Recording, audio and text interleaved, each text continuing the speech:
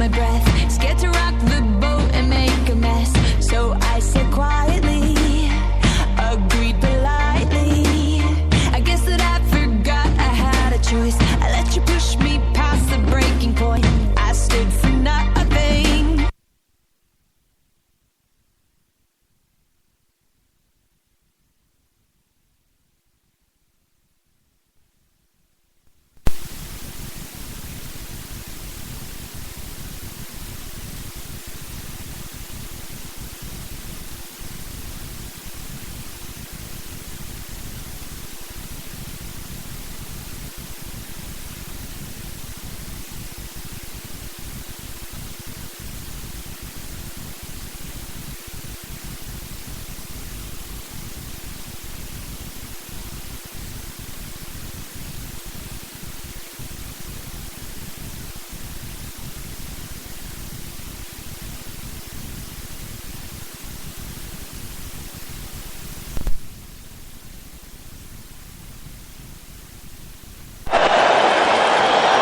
While Cameroon were about to take that free kick, Mario Mandzukic is down there in the box. The referee, Pedro Proenza, was attending to the defensive wall, so I'm not sure he had any view of what was going on there.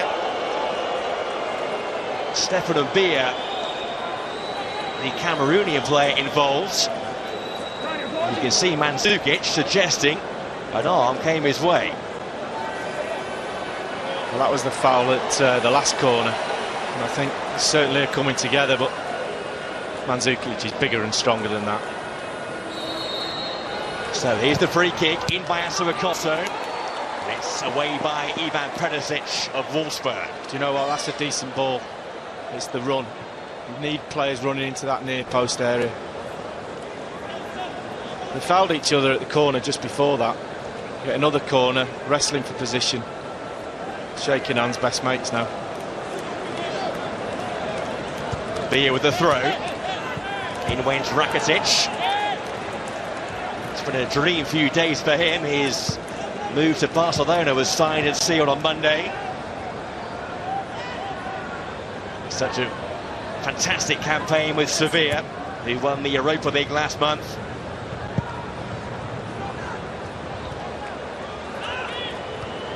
Rakitic there with the header, picked off by Asuakoto. It's strong play by Matic. Samir. Nice touch by Perisic. Dario Serna. Perisic. It's all about all that. It's too long in the end for Mario Mandzukic, who peeled towards the back post area. It's a good run as well. Perisic just overhitting it. Cameroon defence getting dragged over to that left-hand side, and the right back is too narrow. Ball was overhit. It started well, Cameroon. Really let Rakitic or Modric into the game just yet. With a glum face now for Samuel Eto'o. Man who scored 3 World Cup goals before for Cameroon, and having to watch from the sidelines. He is amongst the substitutes. Whether he's fit to play a part, only time will tell.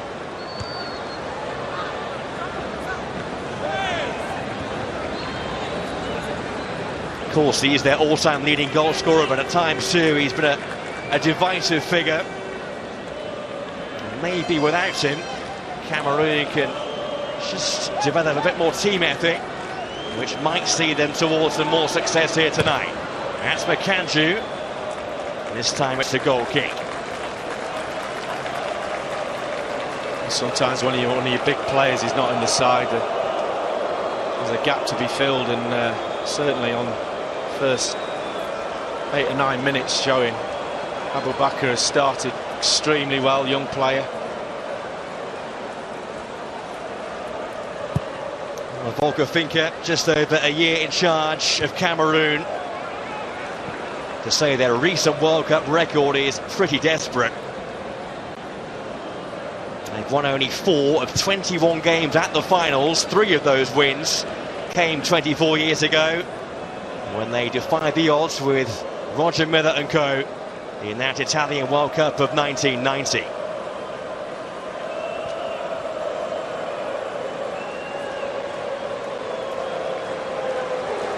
Shorbuka. Looking to Mandzukic. Flicks on towards Ovic. Now Stefan Abir with some fine defensive work there for Cameroon. Great defensive work. They just got caught with that long ball. If you let the flick on, let the player get to the flick on, then you've got to drop off. I'm a bit slow in doing so. And Beer just did enough to get it back to the goalkeeper.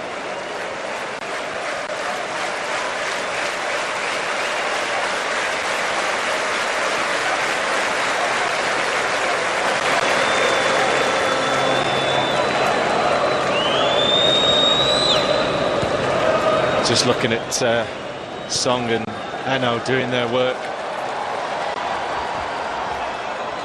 Here's Cerna for Croatia. Mandzukic. Perisic was there. Ovic is there too! Croatia in the front. It's taken just 10 minutes. Ivica Ovic there to poach.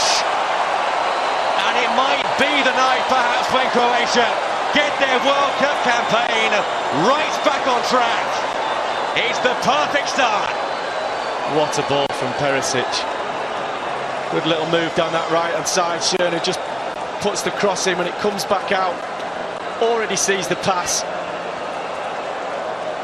Narrow again, Cameroon. And Olic won't miss from there. He's looking to shoot, but he's seen the run. Corner of his eye. Bang. I have to say it's against the run of play as well, but there's the pass, look. Brilliant diagonal.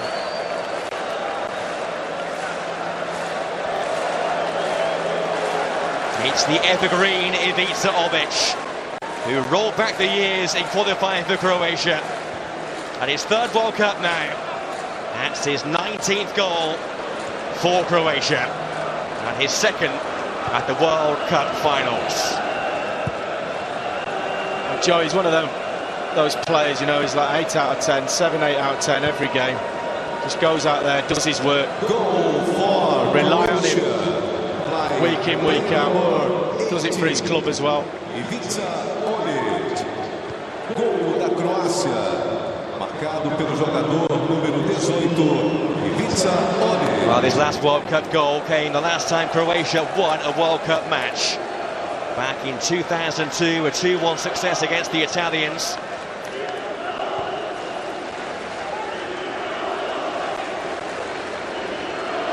And just like the opening match of this World Cup, Croatia have an early advantage. It's the first time as well that Cerna's got forward on that right-hand side.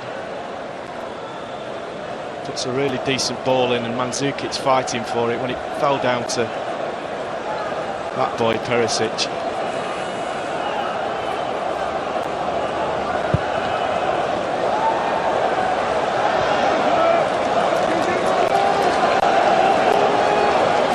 Here's Pranjic. Many felt this Croatian team coming to this World Cup were a team at their peak. Many of their top players bang in form at club level over the past season. The likes of Modric, Rakitic and Mandzukic. Here is Mandzukic. He's let fly. He was maybe a touch rusty with that effort. Well, you cannot let a player of that quality come off you as a centre-back. One of them has to go in with him. This is the ball in. Mandzukic. What's Perisic? Already sees the run. Doesn't even have to look. It's out the corner of his eye. Sees a red shirt. Executes the pass. Brilliant. They seem to have so much more goal threats with Mandzukic in the side. It was Hull's Nikita Jelavic who led the line against Brazil. He's the man who's been dropped to the bench to allow for the inclusion of Mandzukic tonight. Of course, Mandzukic will be leaving Bayern Munich after this World Cup after falling out with Pep Guardiola. There will be no lack of potential suitors.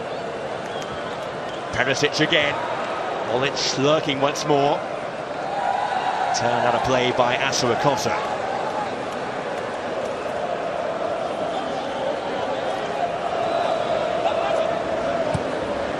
Cerna.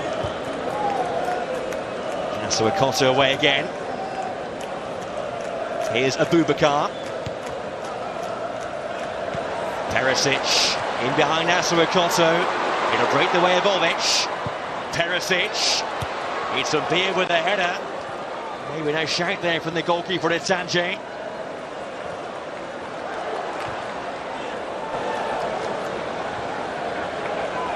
Son. It's a good turn by Makanjo. Pranic with a challenge. No foul seen there. Good tackle. Just starting to see that right-hand side of Croatia overloading the left-hand side of the defence. Choupo-Moting not really tracking back as much as Asuakoto would like, and Perisic is getting him time and time again. This time it's Son well forward. Mandzukic. Stefan Beer just nipped the ball away behind for a corner. Down that right side, Croatia finding so much joy. Too easy. One long ball beats the whole of the back four. It's got time, Cerner, to pick any pass he wants out. It's a decent ball in as well.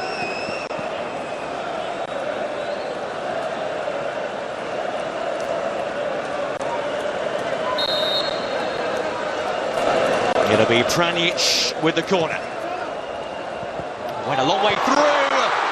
Oh, it was almost turning in for two. It was Ivan Perisic who was there. Ovic went in second time around, and Cameroon just about survived. Well, Perisic won't get an easier chance. 4 yards out. Nobody marking him in the 6-yard box. Luka Modric. Now Pranic. Blocked at source that time. This Cameroon defence looks extremely vulnerable. Pranic. Modric couldn't gather. In goes Samir. Bit of space from Rakitic, who can't hit them. Fairly routine stop for Charles Itange. Well, from corners you have to mark people, as simple as that. If you leave people free in the 6-yard box, sooner or later the ball's going to bounce down to him, and it's exactly what happens to Perisic. To be fair to him, it came a little bit quick from the rebound.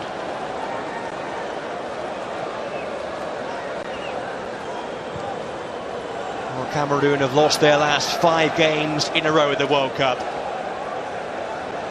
They will have to come from behind here tonight if they're to stay alive here in Brazil. Here's Son.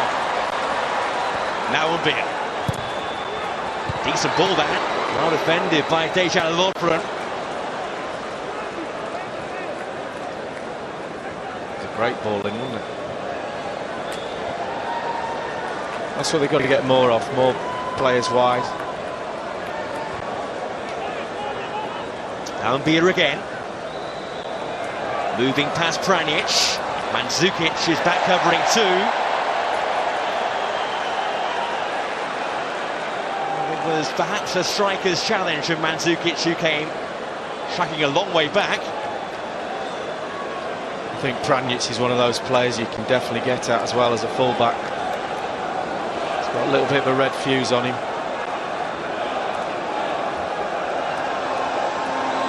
Certainly he's had a couple of tackles already that have caused him to wave at the referee, but they're just starting to take control. Croatia. Space is occurring, players running off defenders. No good getting players back behind the ball. Cameroon, you have to engage the man on the ball and mark people.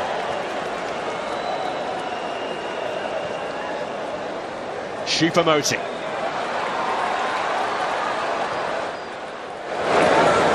Makanjo. Only Abubakar in the box for Cameroon. Mandzukic back there again with the tackle. Then he gives the ball away. Choupo-Moting. Nice take by Makanjo. Arriving now is Mbia.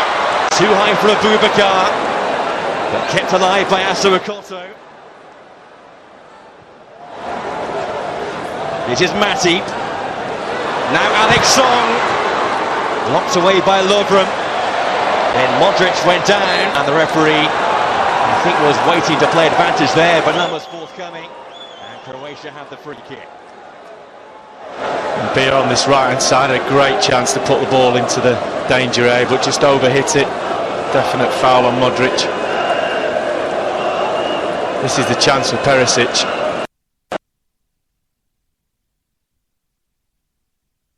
Little knockdown from Mandzukic, and Tangier gets it away, but got to score.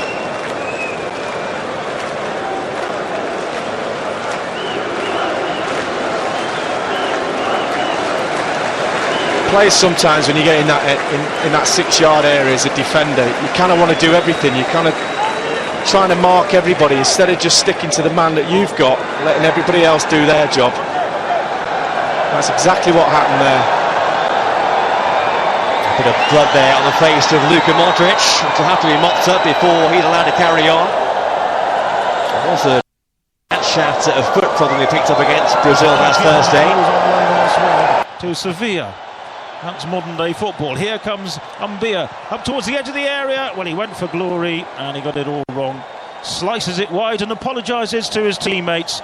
Well, he took it on, I suppose, from 25 yards out, but he was very unlikely to score. Yeah, the one thing about Umbia playing at right back is that when he does step into midfield, he's really comfortable.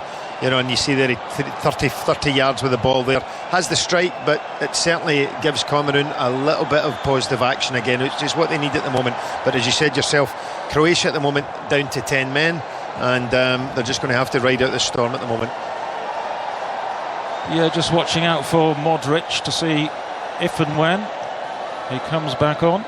Looks like he's there. Yes, he's on the ball right now. Right on cue. Floats it out to Cerner, his captain, down the far side. Forward towards Perisic, but he loses out. Cheju gets a touch. One of the centre-backs for Cameroon. Two highly rated centre-backs they have, particularly Nkulu of Marseille, who they say is going on to bigger and better things, with Marseille having financial problems. Not for the first time in their history. Here's Alexander Song, and Cameroon just trying to settle after that goal that they conceded to Olic after 11 minutes in this game, because they had started quite brightly. They did, and you know, for 5 minutes they lost the tempo of the game. They look as though they've got it back. I'll tell you why, because both fullbacks are now playing really high. Yeah. And they're trying to outnumber Croatia in that middle area. What it does mean is they're only playing with two at the back now, so they're going to be open to the counter, but the last 5 minutes or so they seem to have a lot more of the ball, which is good for them. Abu Bakar with a high ball beyond the far post, and Croatia are forced to head it away. It was that man getting back there, Perisic, to head it away for a corner. Corner for Cameroon, and we can see some of their supporters in jolly mood, jumping up and down, standing in front of their seats here in the stadium in Manaus, and it will be a corner for Cameroon. And the big men are up from the back, and Matip, who's come into the side, he's perhaps the tallest, lankiest of them all, wearing number 21. So the corner curled in towards the far post. It's just slightly overhit, and the glancing header away takes it out of harm's way and out for a throw-in on the near side for Cameroon. Almost a very good one. Very much. The Cameroon are a big team, big physical team, and as I said, you know, before, Abu Bakar got in a fantastic position there, manages to gain the corner again with a lovely little run. And you know, Croatia have got to be careful allowing Cameroon so many set pieces around the box. Cameroon on the attack again down the near side, but they're shrugged off the ball. Samir it is, and then he was pushed over. The man who was born in Brazil, Samir, playing in the midfield, supposed to be the most forward of the midfield players for Croatia. He was fouled there by Matip, who ran right across him. We were reading the biography of Samir a bit earlier on, Malky. Colourful character, and a bit of a selection out of left field by Niko Kovac. Very much so. You know, there's been various discipline issues, but you know, he's been picked tonight in front of Eduardo, a very talented player who we know well from his days at Arsenal, and that's for a reason, because the coach has obviously been watching him over the last 2 or 3 weeks. He started the game really well, and he's gone into little pockets in behind the midfield at the moment, and tying up really well. He looks as if he's got a lovely touch on the ball, and he's tying up well with Mandzukic. Played for Brazil at youth level, but moved as a teenager to Croatia. Where do you stand on players switching countries? Yeah, it's bizarre that until they get to that full national level, they can switch countries, and you know, we've seen that with Diego Costa as well, living in a country for a certain period of time. It's probably something that's alien to us in the UK as such. But you know, recently Adnan Januzaj there's been a lot of talk concerning him, with as far as England are concerned, but he's a Belgian. He's now a Belgian, and that kind of ends that one, I suppose. But no, I mean, some of the Brazilian players have gone on to different countries, I suppose, because they've got such a fantastic national team. They don't really see themselves getting a chance in that team. So playing international football for another country, if it allowed, why would you not want to do that? Yeah, if you can, you will. It's Cameroon 0, Croatia 1. 25 minutes played precisely on 5 Live. On the BBC World Service Africa service. On 5 Live tomorrow at 1:30, by the way, Rio report with Dan Walker. That will have all the build-up, or the early build-up to the England match against Uruguay, that crunch match for Roy Hodgson and the team. And tomorrow from 7 p.m, as I mentioned, Rio Ferdinand will be joining us on 5 Live in the lead-up to the match. Here is Olic for Croatia, balloons the ball high over the bar from a tight angle. And after that match in Sao Paulo tomorrow night, remember the kick-off is at 8 o'clock. After the game, Mark Chapman and Danny Murphy will be taking your calls in a special 606. And don't forget, throughout the World Cup, you can get your views seen and heard via the hashtag BBC World Cup. Here, Croatia leading Cameroon 1-0. And for a couple of minutes after that first goal, Cameroon were creaking, but as we've mentioned, they've just about got their composure back, and the ball is played forward for Abubakar to try and latch onto, but it was massively overhit, and it takes a big hop through to goalkeeper Pletikosa, the 35-year-old for Croatia. He rolls it out to the far side. Chorluka, the former Manchester City and Tottenham man, is allowed to roam forward unchallenged over the halfway line, then he pumps it long. It wasn't the best of balls forward, easily mopped up by Cameroon, and it's worked out to the near side, and Makanjo begins a run, and the sliding challenge is well timed by Olic. The surface seems very damp, actually, lots of sliding tackles going on. Heavily watered, I would assume. Yeah, when we're seeing the close-up footage, you can see that there's a lot of cutting up of underfoot, and it's quite bobbly at the moment. But both teams are making a good fist of actually passing it at the moment. You said yourself there that Chorluka stepping into midfield and looking for that little diagonal ball over the centre-back's head at the moment, and Kulu did well there, but Mandzukic at that back post peeling off is going to be a danger all evening. Here's Matip back into his own half. He finds Nkulu of Marseille.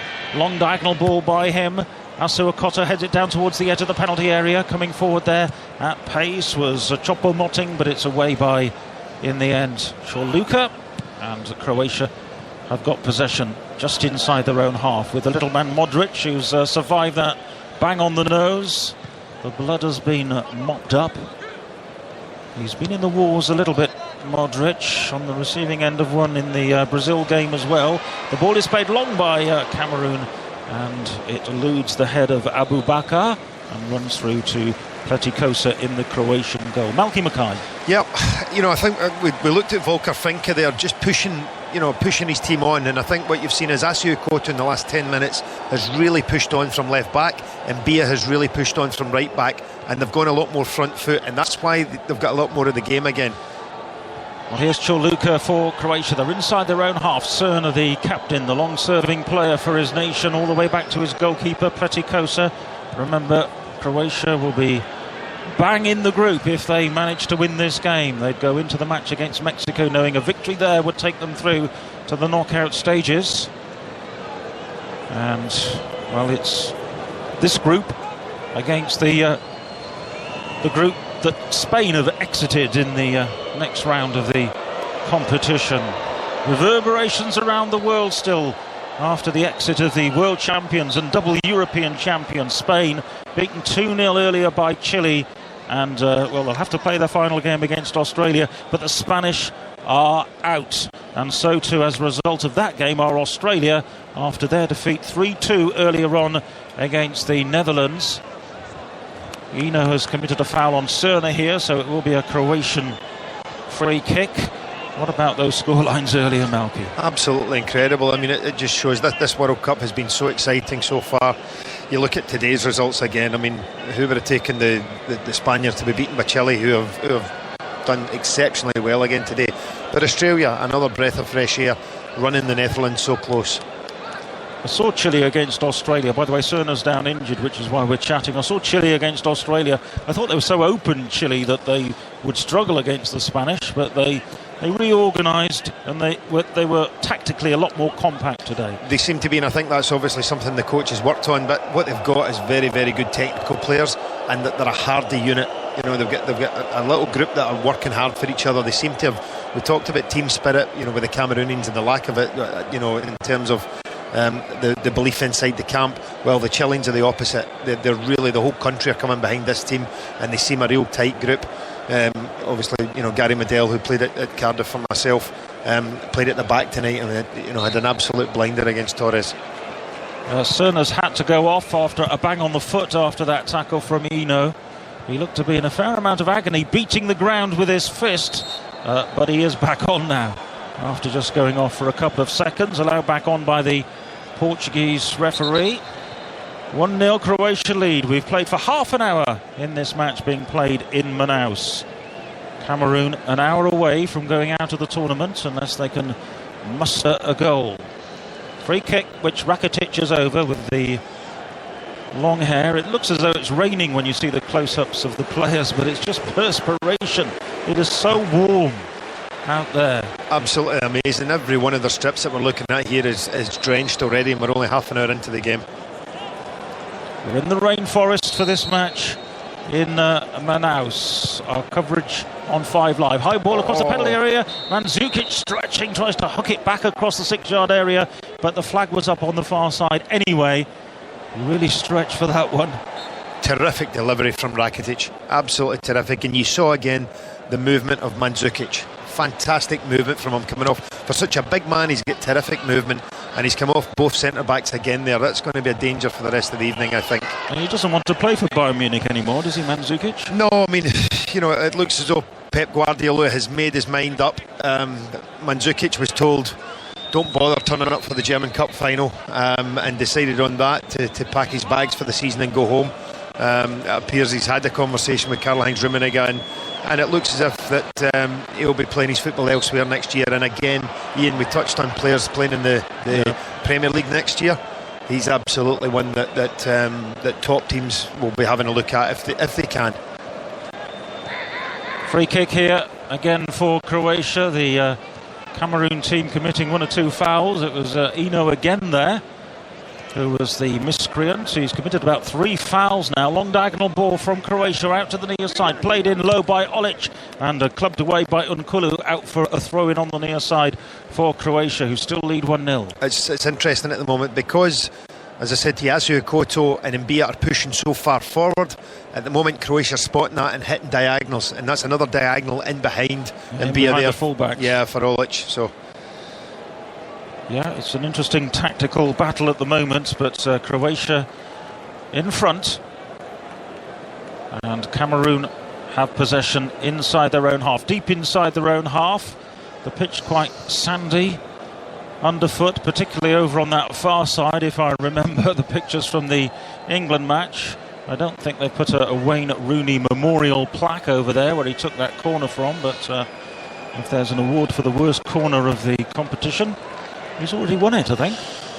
Well, it's another thing I suppose people can knock Wayne Rooney for, but Mbia's on the attack at the moment, going into the penalty area. Mbia, yeah, low ball in, it cannons back off him, off the defender, and then it runs behind, loops up into the air for a goal kick, and he was very unlucky there, Mbia. You know, for all Mbia, we talked about him, he's written it right back there, and his lack of defending awareness. He's you know, when he does step forward, you know, and with the size of him and with his strength, he's absolutely causing Pranjic problems at the moment. And Pranjic, just coming back in for tonight, has been a little bit uncomfortable from the tackle in the first minute, where he committed the foul. That's where the joy is coming from for Cameroon tonight. Yeah, he was only 50-50 really, Pranjic, for this game. The man who's been playing at Panathinaikos recently has exiled himself from international football a couple of times, but back in the fold at the moment. And here's Samir. We haven't seen much of him, to be honest. And the ball's run out of play by Croatia. He's defended well a couple of times, Samir. Cruz Campos is his kind of Portuguese name, the Brazilian-born player. Haven't seen much of him coming forward. No, but he's been asked to do a job now, just sitting in front of his midfield and picking balls up at the moment. And at the moment it's something that's needed because Cameroon are on the front foot now and they're flooding men forward at the moment. Makanjo to Choupo-Moting, but he's lost it. And it's Mandzukic slipping the ball forward for Cameroon, just slightly overhit there for Olic.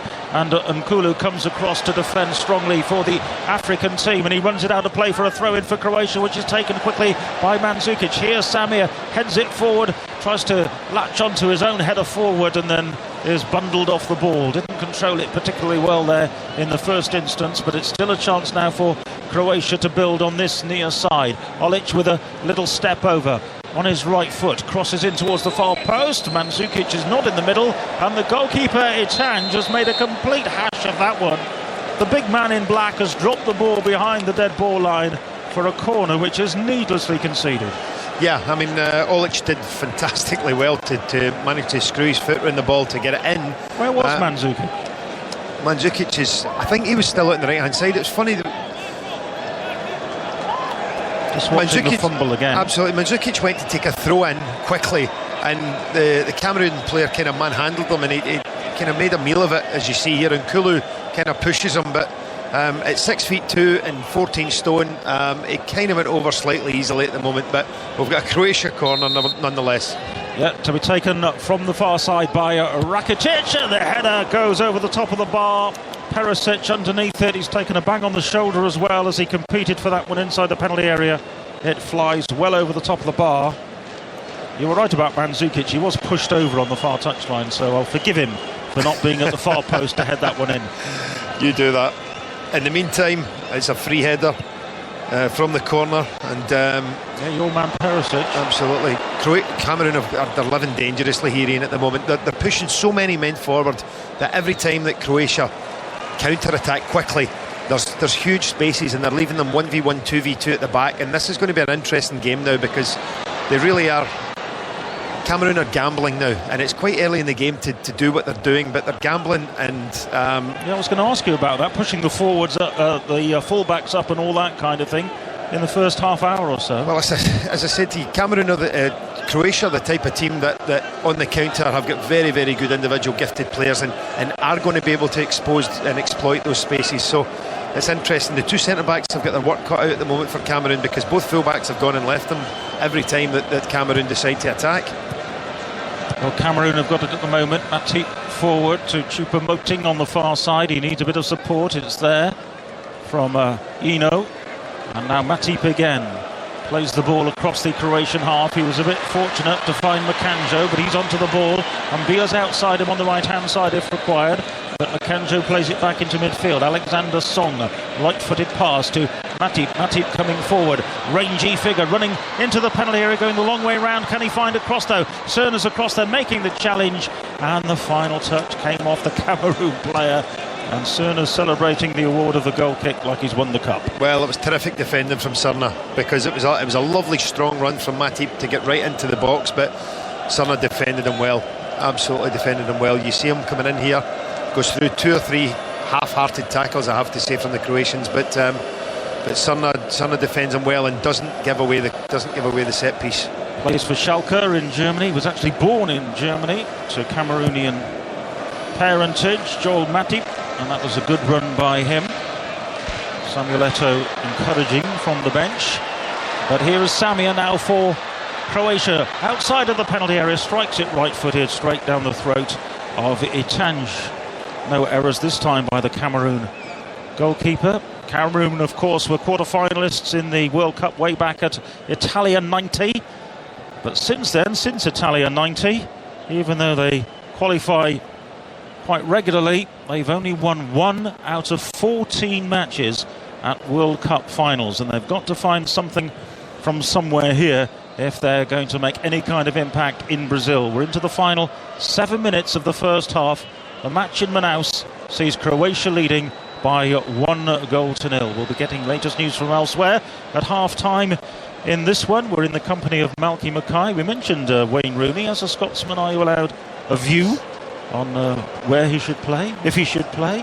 Absolutely, and I think he's a top player. I really do. I think there's been an awful lot of exposure and people in the country criticising Wayne Rooney at the moment.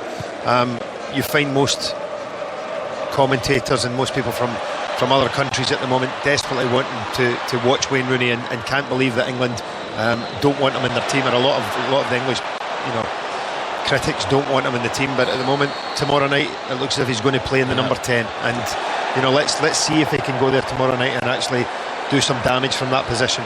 It looks as though there's been a red card here for an off-the-ball incident as you were speaking there, Malky. We didn't see it at all clearly, but Alexander Song, the Barcelona player, the midfield man for Cameroon, has been sent off by the referee. What was happening was that Croatia were bursting away downfield with Perisic, but it looks as though there's been an incident off the ball involving Mandzukic, who was on the receiving end of it. We're just watching a replay. We need the replay, Malky. We didn't see it the first time. And Song swiped out at the back of Mandzukic, almost a stabbing motion into his back. And the red card came out straight away from the referee from Portugal. He marched across, raised the red card and pointed to the dressing room. And Alexander Song is off for an act of petulance. Mandzukic certainly impeded him, first of all, a little bit, and Song reacted. That's exactly what it is, Ian. Petulance. I mean, you're right. He ran across him slightly as Song's trying to get back, but the two of them bumped into each other, and Song strikes out at him in the back again. Mr. Mandzukic, all at 6'4" and 15 stone, went down slightly easily, but he didn't strike him in the face, but he certainly raised his hands, and we both know you cannot do that. And now Cameroon have got a mountain to climb. It's another player like Pepe in the Spain-Portugal game that really puts his team up against it now because of that. Yeah, sheer stupidity, I think it goes down as. It was a slap down the back, down the spine, as Mandzukic was running away from him. Well, you have to say in the replay, looking at it, Alex Song's head is down and doesn't even see it. He's as guilty bumping into Mandzukic there, but when he does bump into him, he raises his head, and then as you said yourself, it's a slap, it's a stabbing motion down his back, and it's pathetic, absolutely pathetic to be sent off for something like that. So the former Arsenal man walks, and Cameroon are down to 10 for more than half of the game now, Malky. Yeah, absolutely. It'll be interesting to see what Volker Fink does now in terms of both his shape and whether he decides to use a substitute. So we'll see here. There's just a view of him right on the side of the pitch at the moment, looking a tad perturbed. Niko Kovac, on the other hand, it looks as if he stepped off a catwalk model and is cool as a cucumber right now. Does he not sweat, that man? He certainly doesn't look like it right now, does he? It looks as if he's nice and calm there. Maybe they've got air conditioning in their dugout. Maybe. You know what these Croatians are like. He's got his brother down there as well, Robert Kovac, assisting him. Both of them used to play, of course, for Croatia. Very decorated as players, but rookies really in the management field. Keep it in the family, why not? Indeed. Cerner, he's okay after his earlier bang. Do you blame Mandzukic for making too much of that incident? No, absolutely not. Absolutely not. There was nothing, anyway, the referee looked at it, saw it right away. You raise your hands in the World Cup, good luck, you're going off. Well, the referee saw it. I don't think the television camera saw it instantly at the time. They were watching the man flying down the wing, Perisic. Referee's been excellent. Yeah, he's been good. Sorry, excuse me. The man from Portugal. Referee's been excellent so far. He's let the game flow, but when he's had to be quite calm, but give the fouls he's given them. 2 minutes left plus stoppage time in this match in Manaus on 5 Live, your home of the World Cup in Brazil 2014. Hope you're enjoying the coverage. We brought you some drama earlier, to say the least. What about that goal from Tim Cahill for Australia? But they were beaten in the end, 3-2 by the Netherlands. And then Chile beating Spain 2-0. Spain going home. Australia going home. They won't be in the last 16. The Spanish are out. End of an era, you might say. There will be some changes in personnel before the next Euros, I'm sure, for the Spanish. But at the moment, Cameroon down to 10 men and trailing by a goal to nil, have possession on the far side with Choupo-Moting coming forward. It's a decent run, they're backing off him, he's into the penalty area, hits it in low, but it's deflected away off Chorluka for a throw-in on the far side. He was looking for options and he's complaining. Yeah, absolutely, but I tell you what, there's five Cameroonians in the box there, so they're down to 10 men, but when they go forward, they have got pace, and they've certainly got players that are desperately trying to get up there and help and support, so a dangerous wounded animal right now. Yes, the wounded lions of Cameroon. But they've wounded themselves a little bit. The ball is played into the Croatian penalty area, half-headed away. Here's Mbia up in support, chesting it down, but he's facing away from goal. Inside the area, tries to spin. It's nudged on into the box. Perhaps here's a chance for a shot to come in from Abubakar, but it's wide. He's claiming a deflection in the corner. He's not going to get that. It's a goal kick for Croatia as we edge into the final 20 seconds. So we'll watch out for the fourth official, Mr. Gomez from Guatemala. He'll be showing us how much is added on in a moment. And we're just having another look at the incident. Yeah, it was a kind of bit of a rabbit punch, wasn't it? The sending off offence there by Alexander Song. They managed to find a close-up of the incident on the television. I think the closer you look at it, it looks as if he's tried to use his elbow to elbow him in the spine and then come down with his hand. It was petulant, as you know, good description from you there, Ian. It was very, very poor on Alexander Song's behalf. Mandzukic made sure he had a bit of treatment on his sore back. I'm not sure it hurt that much. 1 minute added on at the end of the first 45 minutes here. Croatia leading Cameroon by 1-0. The goal by Olic after 11 minutes. And the ball is on the near side with Makanjo. That's neat skill there by the Cameroon player. He's down the right-hand side. He's got defenders around him. He plays it in short. Abubakar with a shot from outside the penalty area over the top of the bar. And that will be a goal kick. He's had a couple of strikes in the last few minutes. Abubakar, the Lorient player. But, well, his radar's been off. It certainly has, but I've been impressed with him. Abubakar, this youngster, he's only 22. He's found 2 or 3 great spaces. Also really impressed with Makanju, but you know, we've now blown for the half-time whistle. And your thoughts overall on the first half, Malky? I think it's been a really interesting tactical game so far. Cameroon started in the first couple of minutes quite quickly. Croatia then settled the better team. After the goal goes in, I think word has come from the bench for Cameroon to really push on and press. Both fullbacks pressing high up the pitch. But then obviously the sending off causes them massive problems at that point. But second half's going to be interesting, because what we have got in Cameroon is a team who are down at 10 men obviously, but can attack and be dangerous and have plenty of men on the counter-attack. So Croatia have just got to be clever about how they actually go and win this game now.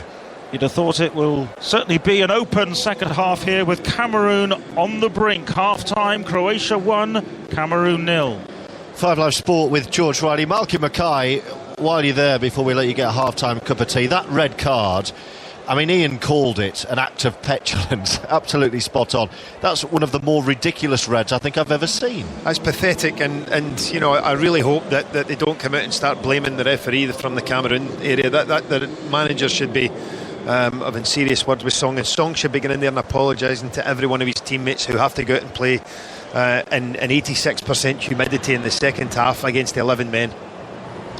OK, plenty more from Malky Mackay, and Ian Brown will be back with the boys in good time for the second half of Croatia, who lead Cameroon 1-0. A reminder, this is in Brazil's group, who we saw last night with a goalless draw against Mexico.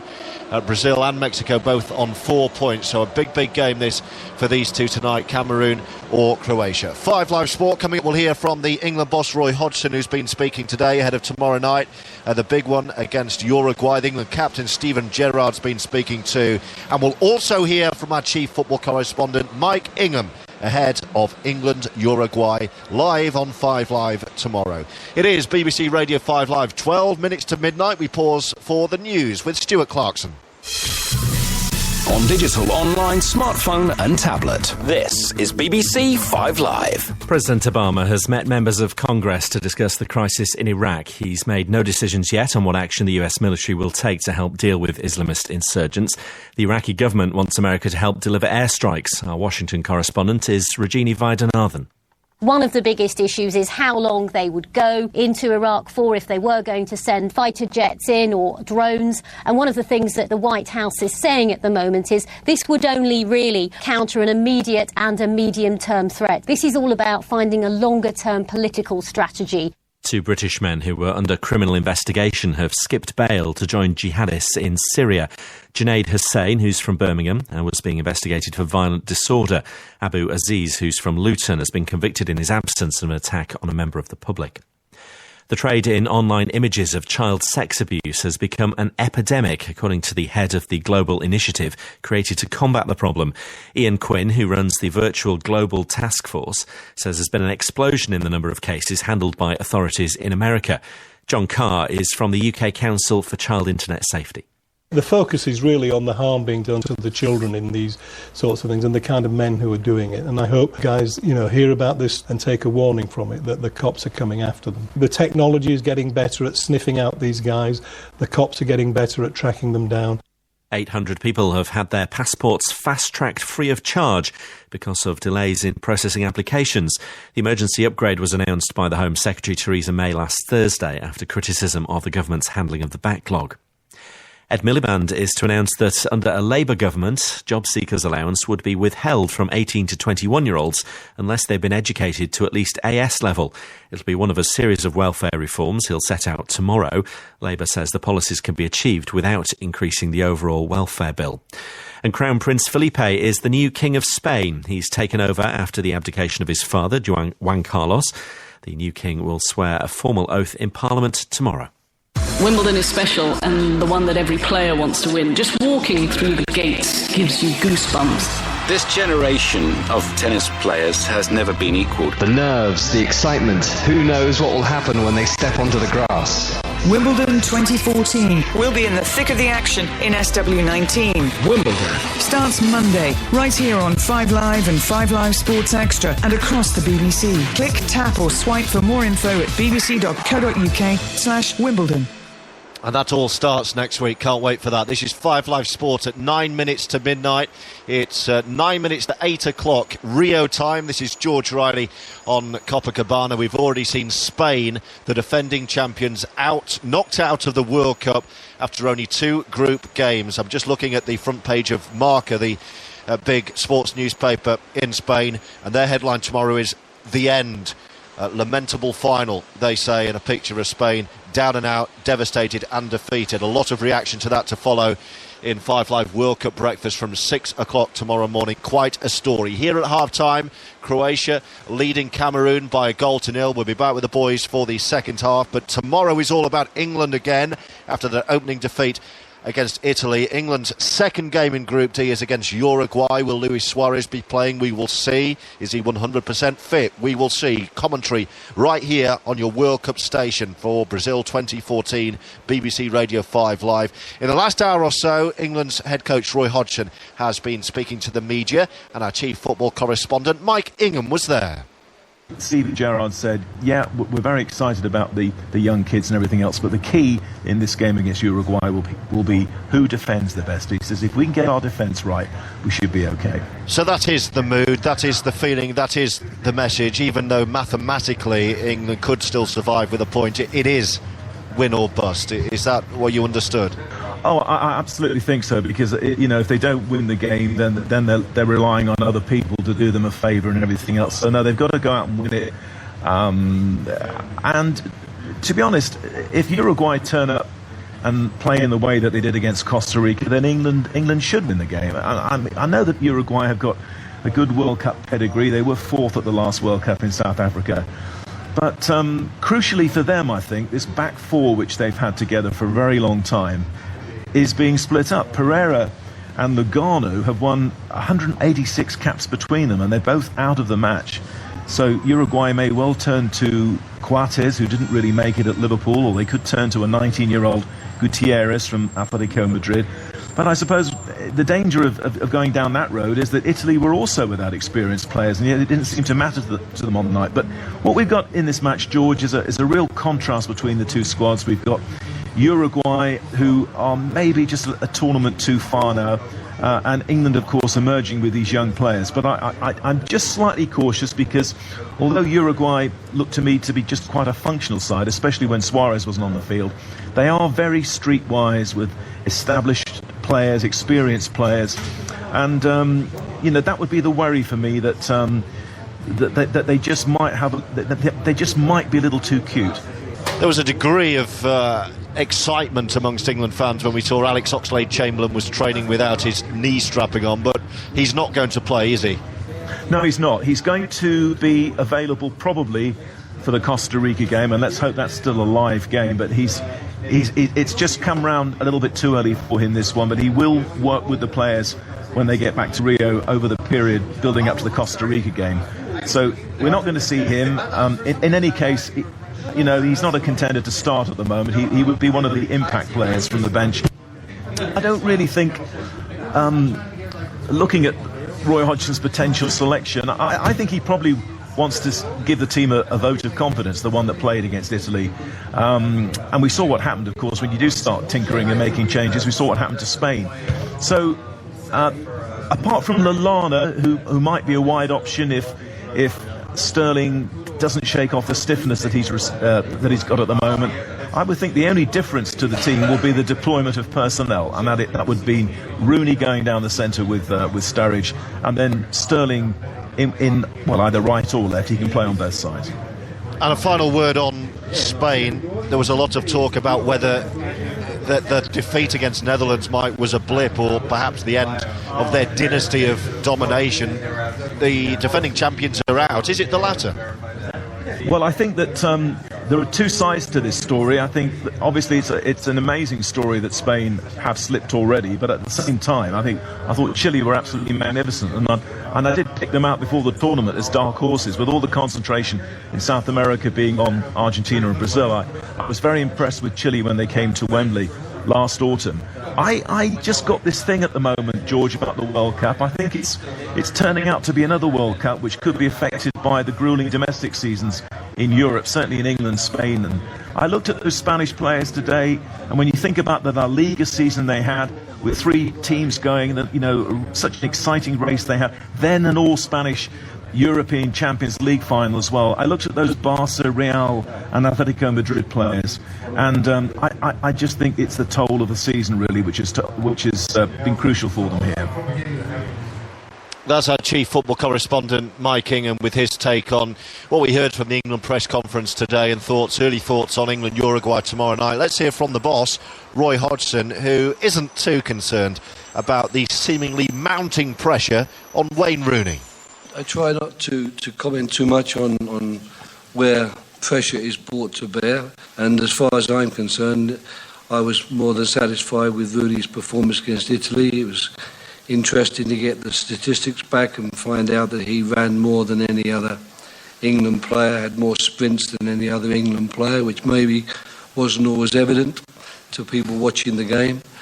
But I'm afraid that Wayne, like Stephen alongside me here, they are, alongside Frank Lampard, who hasn't featured yet, they are the 3 players with World Cup and European experience. They're the players with 100 caps, or in Wayne's case 80-odd caps. I'm afraid they have to accept that the focus is on them, because I think everyone understands that you can't expect the younger players who are just starting off on their international career to shoulder the heavy part of the burden. But the good thing is that Wayne's more than happy to do that. And if he plays tomorrow night, then I'm sure you'll see that in his performance. Each game stands alone. We've had our first one, and we've taken the good and the bad and analysed that. But I think that we've definitely got it out of our system. But we're going to do everything in our power to make certain that it's us that go through and not Uruguay. That's Roy Hodgson, England's head coach. The captain, Steven Gerrard, was alongside him at this press conference a couple of hours ago. And as someone who's felt the heartache of going out of these major tournaments before, what message did Gerrard have for the younger members of his squad? Well, I think the message is quite clear, and I have spoke to the group during the week to reiterate that message of the pain of going out at World Cups, and it's something that we don't want. You know, we want to perform and get 3 points tomorrow, and we want to stay here for as long as possible. I'm sure all the young lads and everyone in the squad's aware how difficult a summer it's going to be if we fail tomorrow. Luis Suarez is a genius. I've said it many, many times. He's a wonderful player. I think it's going to be a boost for the Uruguay players and their supporters to have him back. But they're more than one player. You know, they have other good players around the pitch. They're a strong team. So we treat Suarez like any other Uruguay player. Of course, we've got huge respect for them as a team and Luis as an individual. And we have a game plan in place to try and win this football match. How will you describe Raheem Sterling's potential? And are you sure he's going to be a star for England for many years? Well, at the risk of putting more pressure on Raheem, he's very young, but I think everyone can see his potential. You know, he had a wonderful season for Liverpool. He was very consistent, and he seems to be growing every game. You know, he was fantastic for us the other night against Italy, and I'm sure he's going to be around this level for a very long time and contribute. Just curious at this stage in your career, the night before a big game like tomorrow, do you like to think about it a lot? Do you go through it in your mind, visualise what's going to happen? Do you prefer to forget about it completely, watch a movie? I think it's very difficult to forget about it altogether. You know, games at this level are very important. You know, I'm the captain of the team. I need to think about my own performance, the team performance, the game plan. I'll be on my iPad doing more studying on the opposition. So no, it's very difficult to forget it, but I'm certainly not fearing the game or worried about anything. I'm in a confident mood. I have belief in my teammates. There's a little bit more preparation to do before we go into the game, and I'll do it this evening. But yeah, really looking forward to it. I think it'll be a fantastic game for everyone to watch, and hopefully we come out winners. Fascinating bit of insight, isn't it, that from Steven Gerrard, England's captain, ahead of a huge game tomorrow. Says he'll spend tonight on his iPad doing a bit of revision, last-minute revision on England's opponents. A reminder, 5 Live tomorrow for England-Uruguay, live from Sao Paulo, an 8 o'clock start. We'll have all the build-up from 7, and Rio Ferdinand will be with us between 7 and 8, so that could be well worth a listen. Cameroon, Croatia in the tunnel, poised to make their way back out for the second half. Back with the boys in just a second. Let me give you a couple of other headlines if you're just joining us tonight on 5 Live Sport. World champion Spain are out. They've been knocked out of the World Cup 2-0 by Chile in the Maracanã right here in Rio. They are the 5th defending champions to fail to go through from the group stage at the World Cup. Chile go through from Group B with the Netherlands, who came from behind to beat Australia 3-2. 7 changes for England's rugby union side to the starting lineup for Saturday's third and final test with New Zealand. Danny Kerr, Owen Farrell both out. Ben Youngs will start. Freddie Burns as well. Lee Dixon, Danny Cipriani are the replacement halfbacks. Wigan beat Widnes in Super League 48-4, and the fugue ridden by William Buick denied the star French filly Trev victory in the Prince of Wales Stakes at Royal Ascot. It's just gone midnight. 5 Live Sport with George Riley. And Cameroon needs something to keep their World Cup alive. A 0-0 down at half-time against Croatia. Second half poised in Manaus as we go back to Malky Mackay and Ian Brown. Yes, thanks, George. The first thing they need, of course, is a goal, Cameroon, or else they will be on their way home. They brought on a substitute at half-time, Danny Nankau, who came on at half-time in the first match against Mexico to play at right back. He's come on here in place of Cheju, one of the centre-backs, so a little bit of reorganisation needed for Volker Finke, the Cameroon coach, the German. We're about to kick off in the second half. Cameroon, remember, are down to 10 men, with Alexander Song so stupidly sent off. We assume it is an injury for Cheju, for him to be taken off at this stage. And we're underway in the second half in steamy Manaus, as Malky Mackay was saying alongside me just as the teams went off at half-time. Alexander Song has left his team short-handed, a man down and a goal down. In these temperatures, in this humidity, it really is one of the most stupid sendings off we've probably ever seen in World Cup football.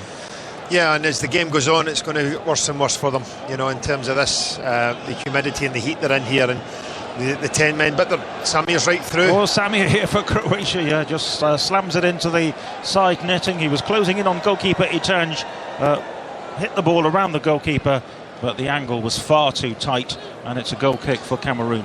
It was a quickly taken throw in there, and it's Cameroon asleep again. You know, I mean, that's really poor defending, and you know, it's how the game started off, and you just hope that Cameroon come out here and go back on the front foot again. But you know, that was pretty poor defending at the moment that allowed Samir in, and Itanji at the end did quite well to come out and you know, cause Samir just to slide it by the post. Yes, he narrowed it right down.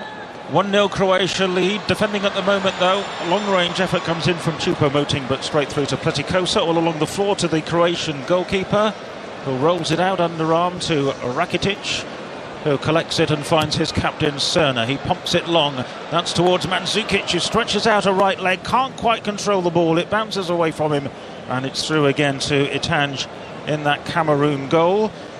Croatia playing in the second half from left to right in their red and white, the famous colours that have graced the World Cup several times, of course, since their independence, all the way through to the semi-finals in France in 1998. The red and white chessboard shirts, white shorts, blue socks.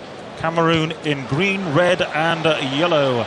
And here come Croatia. Perisic, great run into the penalty area, goes for goal and scores magnificently. A low drive beyond goalkeeper Itanja, and Cameroon, it seems, are heading out of the World Cup down to 10 men. They fall 2-0 behind against Croatia, and what a great goal coming in from the left-hand flank from Ivan Perisic. Cameroon 0, Croatia 2.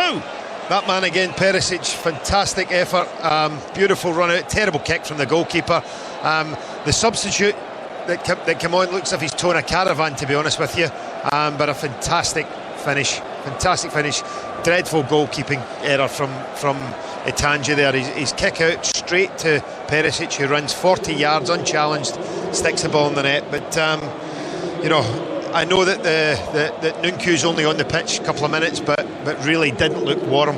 Didn't look as if he was ever going to catch Perisic there. He was in the slipstream. Yeah, very much so. He's come on it right back, and they put Mbia back into midfield again, and Matip has gone to centre back. So it's quite a change, quite a dramatic change there. You can only take that Cheru was injured, but they've had to change about there, and it's certainly cost them dear.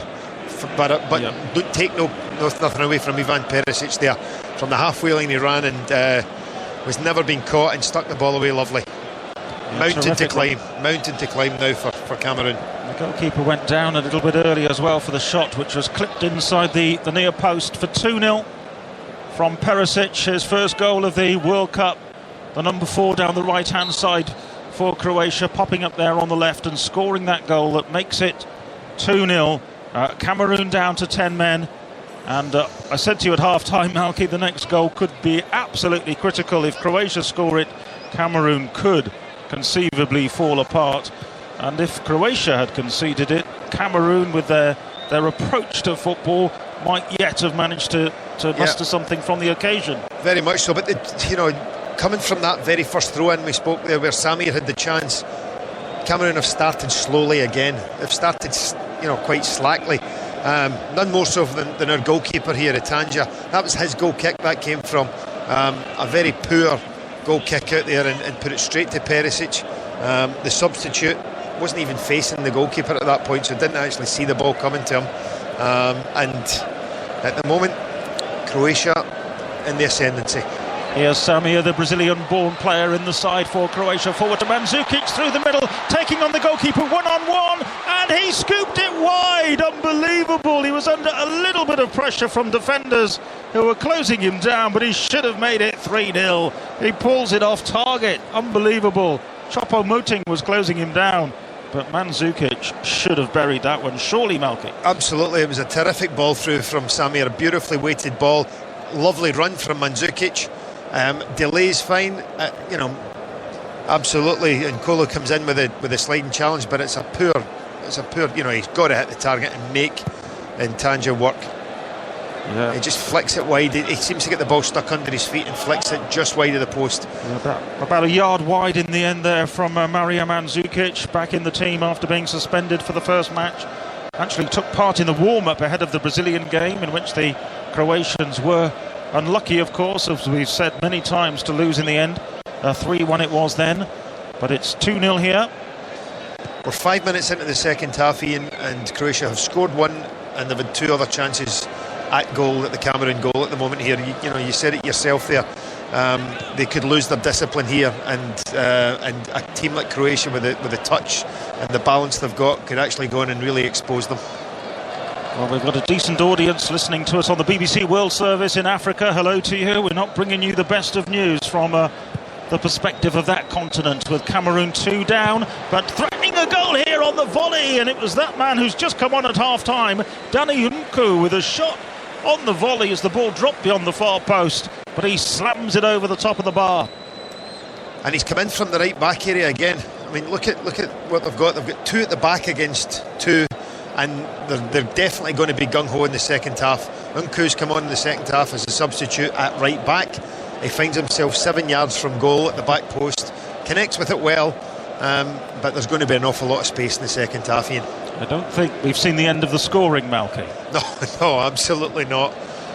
It would be interesting if Cameroon managed to get another goal here, to get back into the game here, to get a goal. But I think you're right, I don't see the end of the scoring. So Olic and Perisic have scored the goals. Cameroon are down to 10 men. And this is the lineup for Cameroon as it stands. Itanja in goal. Nanko, who came on at half-time. Matip, Nkulu and Asu Okoto are the defenders. A man short in midfield, and Bia and Eno in there. Wide players are Benjamin Makanjo and Eric Choupo-Moting. And Vincent Aboubakar is up front in place of Samuel Eto'o, who has been cheerleading from the sidelines. He gave Nanko a big bear hug before he came on as a half-time substitute, but Eto'o, with his bad knee, not involved from the start, and very unlikely to come on. He's just not fit, that's the bottom line. Here's Makanjo. Was he brought down over on the far side? Well, he's very close to the linesman. The linesman said no. No, it wasn't a foul. Referee's been terrific so far. Pranjic it was, who has a big grin on his face because he knows he didn't touch the African player. It was a dive. We're just seeing a replay of that very poor clearance from the goalkeeper that you were talking about, Malky, which led to the second goal, but a great run there.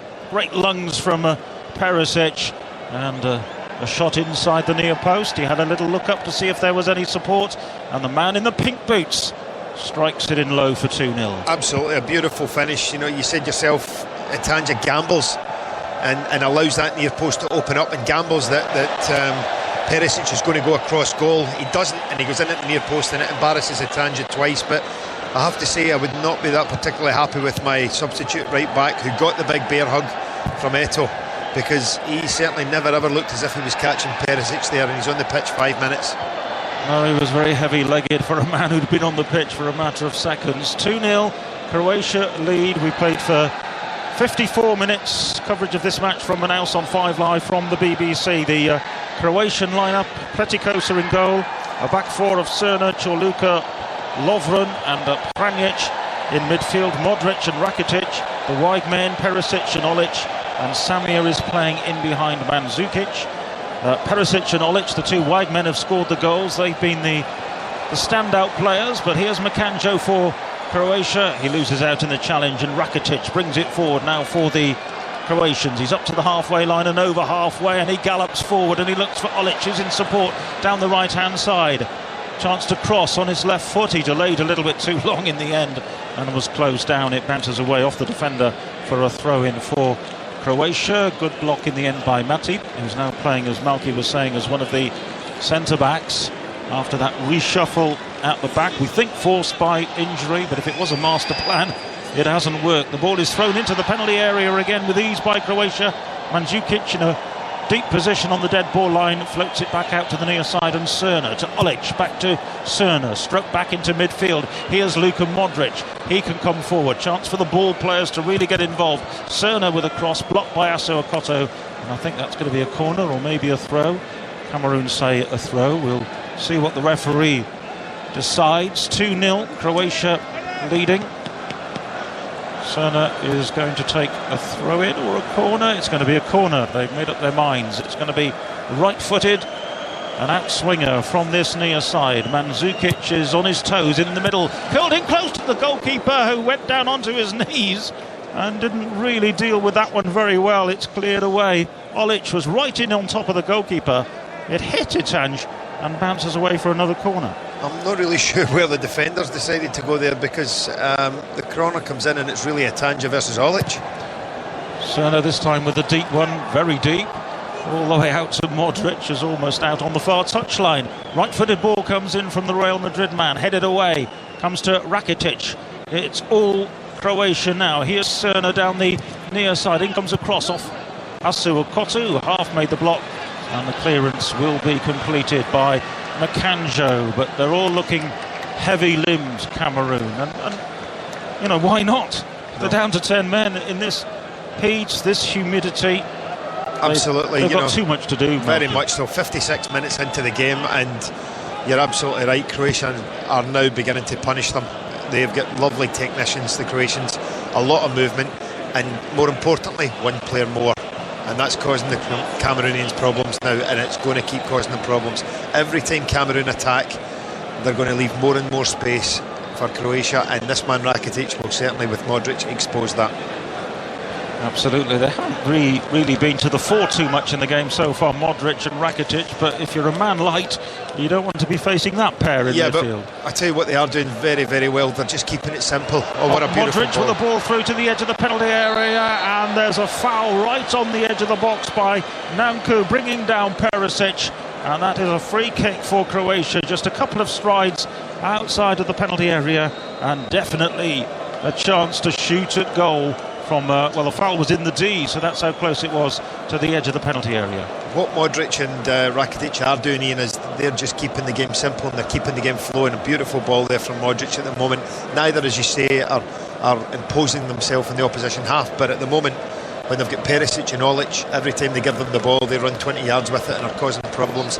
Then it can allow those two experienced players, lovely technical footballers, to just sit there and keep dictating play. They're keeping it ticking for Croatia. The free kick then is in the D. The referee from Portugal is marching back the wall. I'm sure we'll see the vanishing spray. Is it spray or foam tonight? What are we going for? Not sure what it is, to be honest. It's just a can of shaving foam they've got. There's nothing technical about this, really, is there?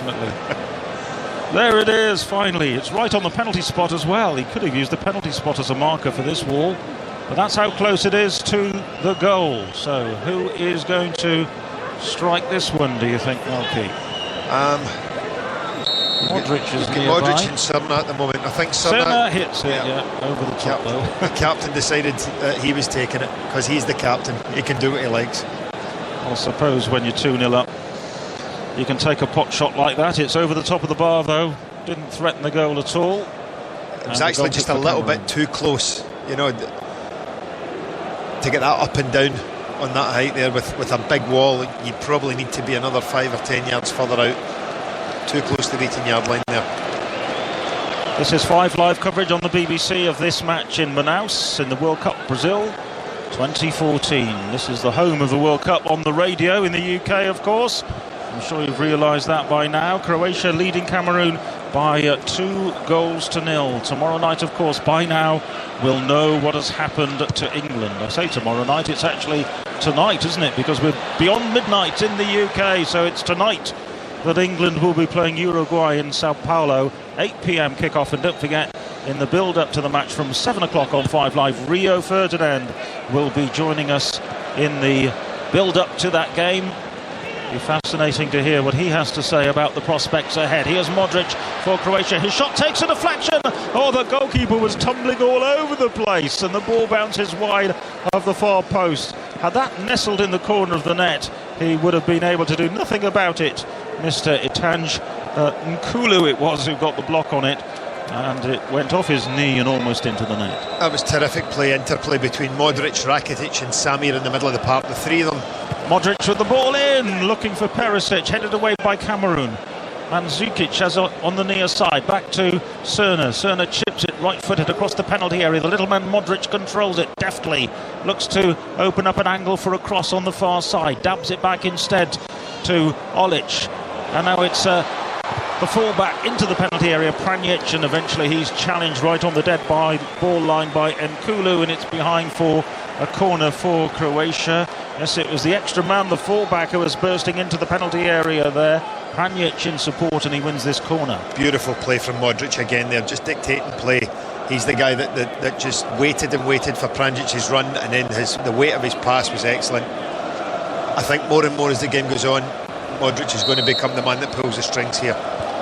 Pranjic will take the corner towards Mandzukic, free header into the back of the net, and that's 3-0 for Croatia. The big man, Mario Mandzukic, makes his mark in this World Cup with the third goal, which will send Cameroon home early, and Croatia have the chance to continue. They're still in the hunt for the last 16. Cameroon 0, Croatia 3. Absolutely beautiful from Mandzukic. You know, he's a tough boy, big strong lad, but where's the marking? You look at it again there, he manages to get away from Matip, and it's a free header. It's an absolute free header. Climbs over the top of, climbs right over the top of Nkulu's man. Nice corner. Yeah, too easy. And Matip comes in, and it's a free header. Netanj can do nothing about that. Yeah, he didn't have to rise too high there, Mandzukic, and headed it down firmly into the ground, and it bounces beyond the despairing dive of Itanja for the third Croatian goal. Mandzukic, the man who was rather foolishly sent off in the second leg of the playoff against Iceland. Remember, Croatia did struggle to get through to this World Cup. And if you lose twice to Scotland, Malky, you must be struggling a bit. Whoa. Let's keep the Scots out of this. I think they'll be delighted. You know, he gets back into the team. He is their centre forward. He's their main man. Unfortunately, not been playing as much for Bayern this year as he would have liked, or as Niko Kovac would have liked. Does get sent off in that game, so misses the opening game of the World Cup. And you now look at the Cameroon bench, and they're a forlorn look about them. 3-0 down, half an hour still to go against 11 men, and it's all uphill from here. Yes, Samuel Eto'o is looking very depressed. He's not encouraging anyone anymore. Cameroon 0, Croatia 3. Olic, Perisic and Mandzukic with the goals. 3-0 after 61 minutes. No way back for Cameroon now. It's all about retaining a little bit of pride. I mean, they will have the excuse of pointing to their colleague, Alexander Song, who let them down so badly in the first half when he was sent off. Remember, Cameroon are down to 10 men. Mandzukic has been tumbling over, but he was definitely almost assaulted from behind by Alexander Song, who went in with it seemed to be half an elbow and half a kind of stabbing motion with his fist down the back of Mandzukic. It didn't make massive contact with the big man, but it was an act of violent conduct on the pitch, which was spotted by the referee from Portugal. Song had to walk before half-time, and maybe they should make him walk and swim home. It's going to be a long swim then. Definitely. Cameroon, well, they'll have to play that final game against Brazil. Brazil yet to officially qualify, but you suspect they might be able to beat Cameroon in that final match in the group. Well, Eto's not involved, and Song now will be out of that game as well, and a team that will be really disappointed. But what it does do is it leaves a lovely game set up between Croatia and Mexico now. It really does. That's going to be a terrific game to actually see who goes through, probably with Brazil, as we think. Yeah. Mexico will need a draw. Croatia will need a win in that last game. The ball is curled in from Cameroon. They did actually win a corner there as we were speaking. The ball is inside the penalty area now, with Abubakar trying to work his way forward. He's up against Chorluka, who dangles out a foot, and it's a real scramble inside the penalty area. Croatia in the end pieced their way out of that melee, and it's Olic turning the ball back to his captain Cerna, and a long ball forward from Dario Cerna. And here is a chance for Perisic to come forward down the right-hand side. He's got Samir in the middle waiting for the ball across. It doesn't reach him. Half cleared away by Cameroon. Indecisive they were at the back, but they should be able to get it away. Nankau is across and will perhaps play it back to his goalkeeper, Itanja. What's his clearance like this time? Not the best. It's headed back by Croatia, and it will run through for a Cameroon throw-in close to their own corner flag. It's going to be a long final 25 minutes for Cameroon. Well, I was glowing there a bit all night about Perisic, but he needed just to release that a little bit earlier. Samir had made a fantastic run right through the middle, unmarked, and it was actually 2v1. You know, the block came in from Matip, and he did well, to be fair, because he saved his team a certain fourth goal. Oh, here's a chance on the edge of the area for Abu Bakar for Cameroon. He hits a shot, good block right in front of him there by the sprawling defender Chorluka, and it's away over on the far side with Croatia again. Mandzukic with an extravagant back heel back to his fullback Daniel Pranjic, and it's infield now to Lovren, the Southampton man, who's talking about moving away from Southampton, who've just appointed Ronald Koeman as their new manager, the Dutchman. And that was an interesting appointment, Malky, but a big star name coming into the Premier League. Yeah, very much so. You know, he's someone that's very experienced, a very experienced ex-international footballer.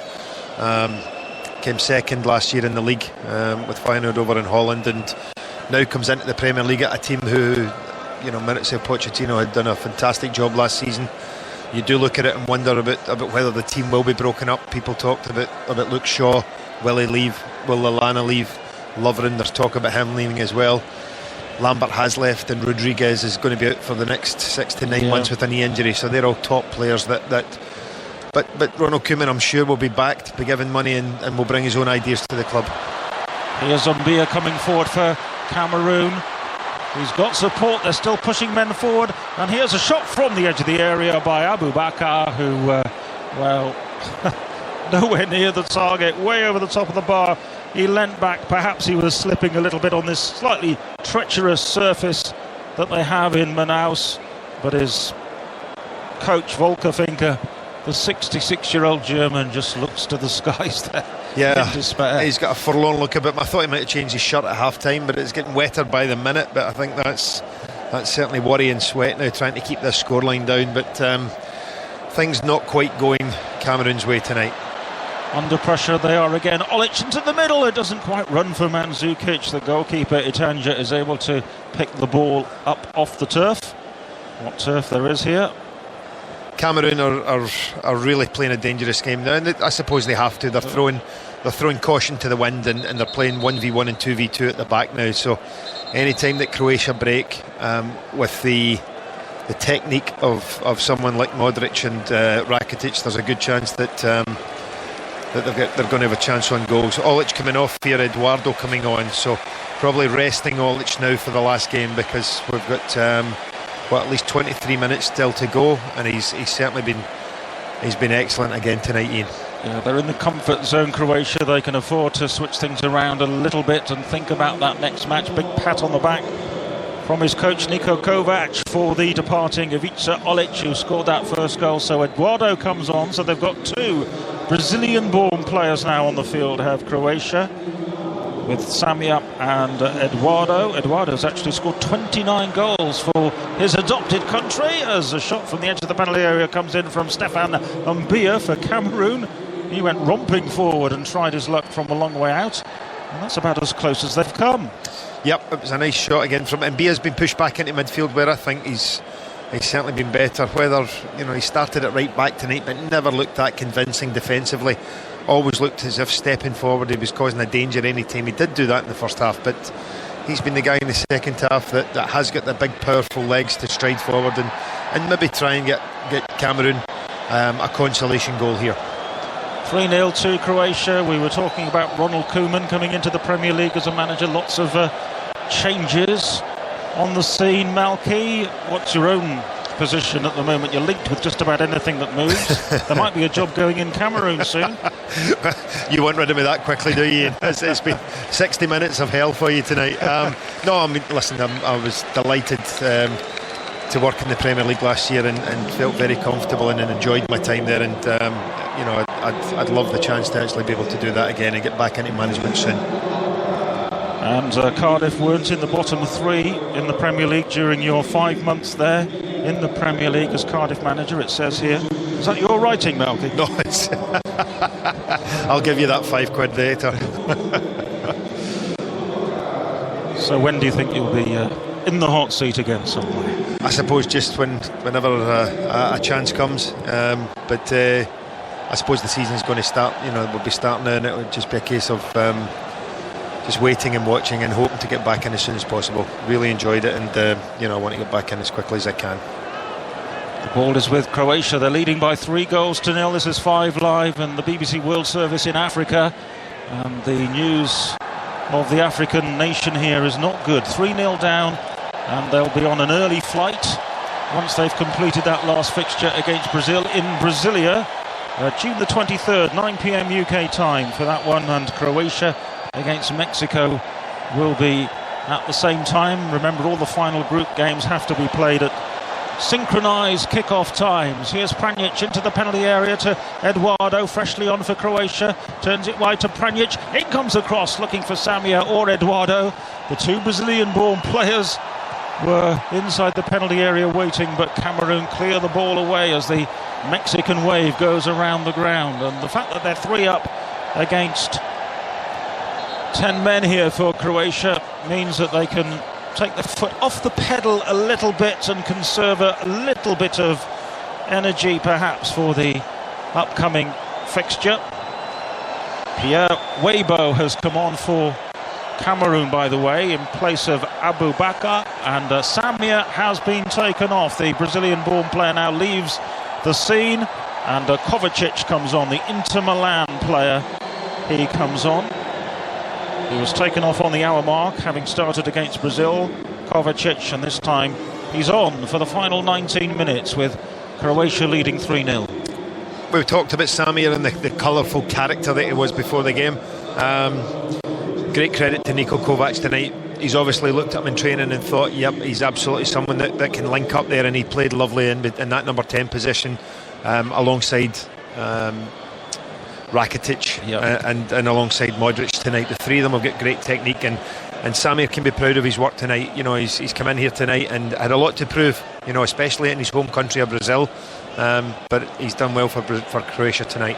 Here's Kovacic back to Eduardo inside the penalty area on his left foot. They back off him. Low shot comes in. It's palmed away by the goalkeeper and turned into the net there by Mandzukic, who was not offside. And that's 4-0 for Croatia. Mandzukic has his second goal. He turns away in delight. Cameroon can fly home after the Brazil game, and Croatia are 4-0 up, heading to their showdown against Mexico.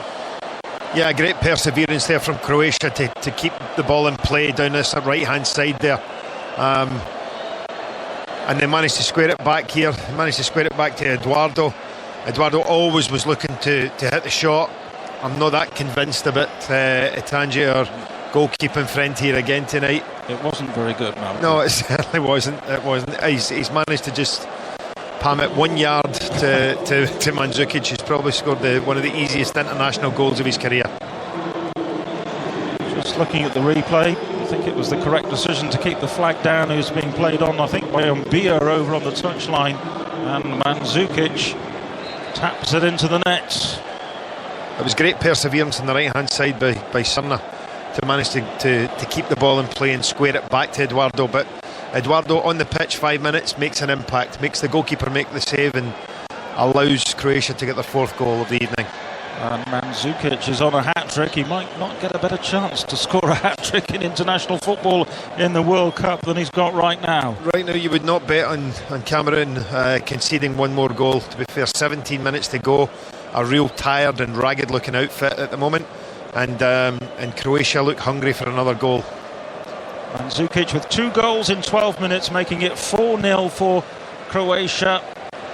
And the indomitable Lions are being dominated, I'm afraid, here by Croatia. You're listening to 5 Live on the BBC. Tomorrow night, or tonight, I keep saying tomorrow night, but we're past midnight. It's tonight now, of course.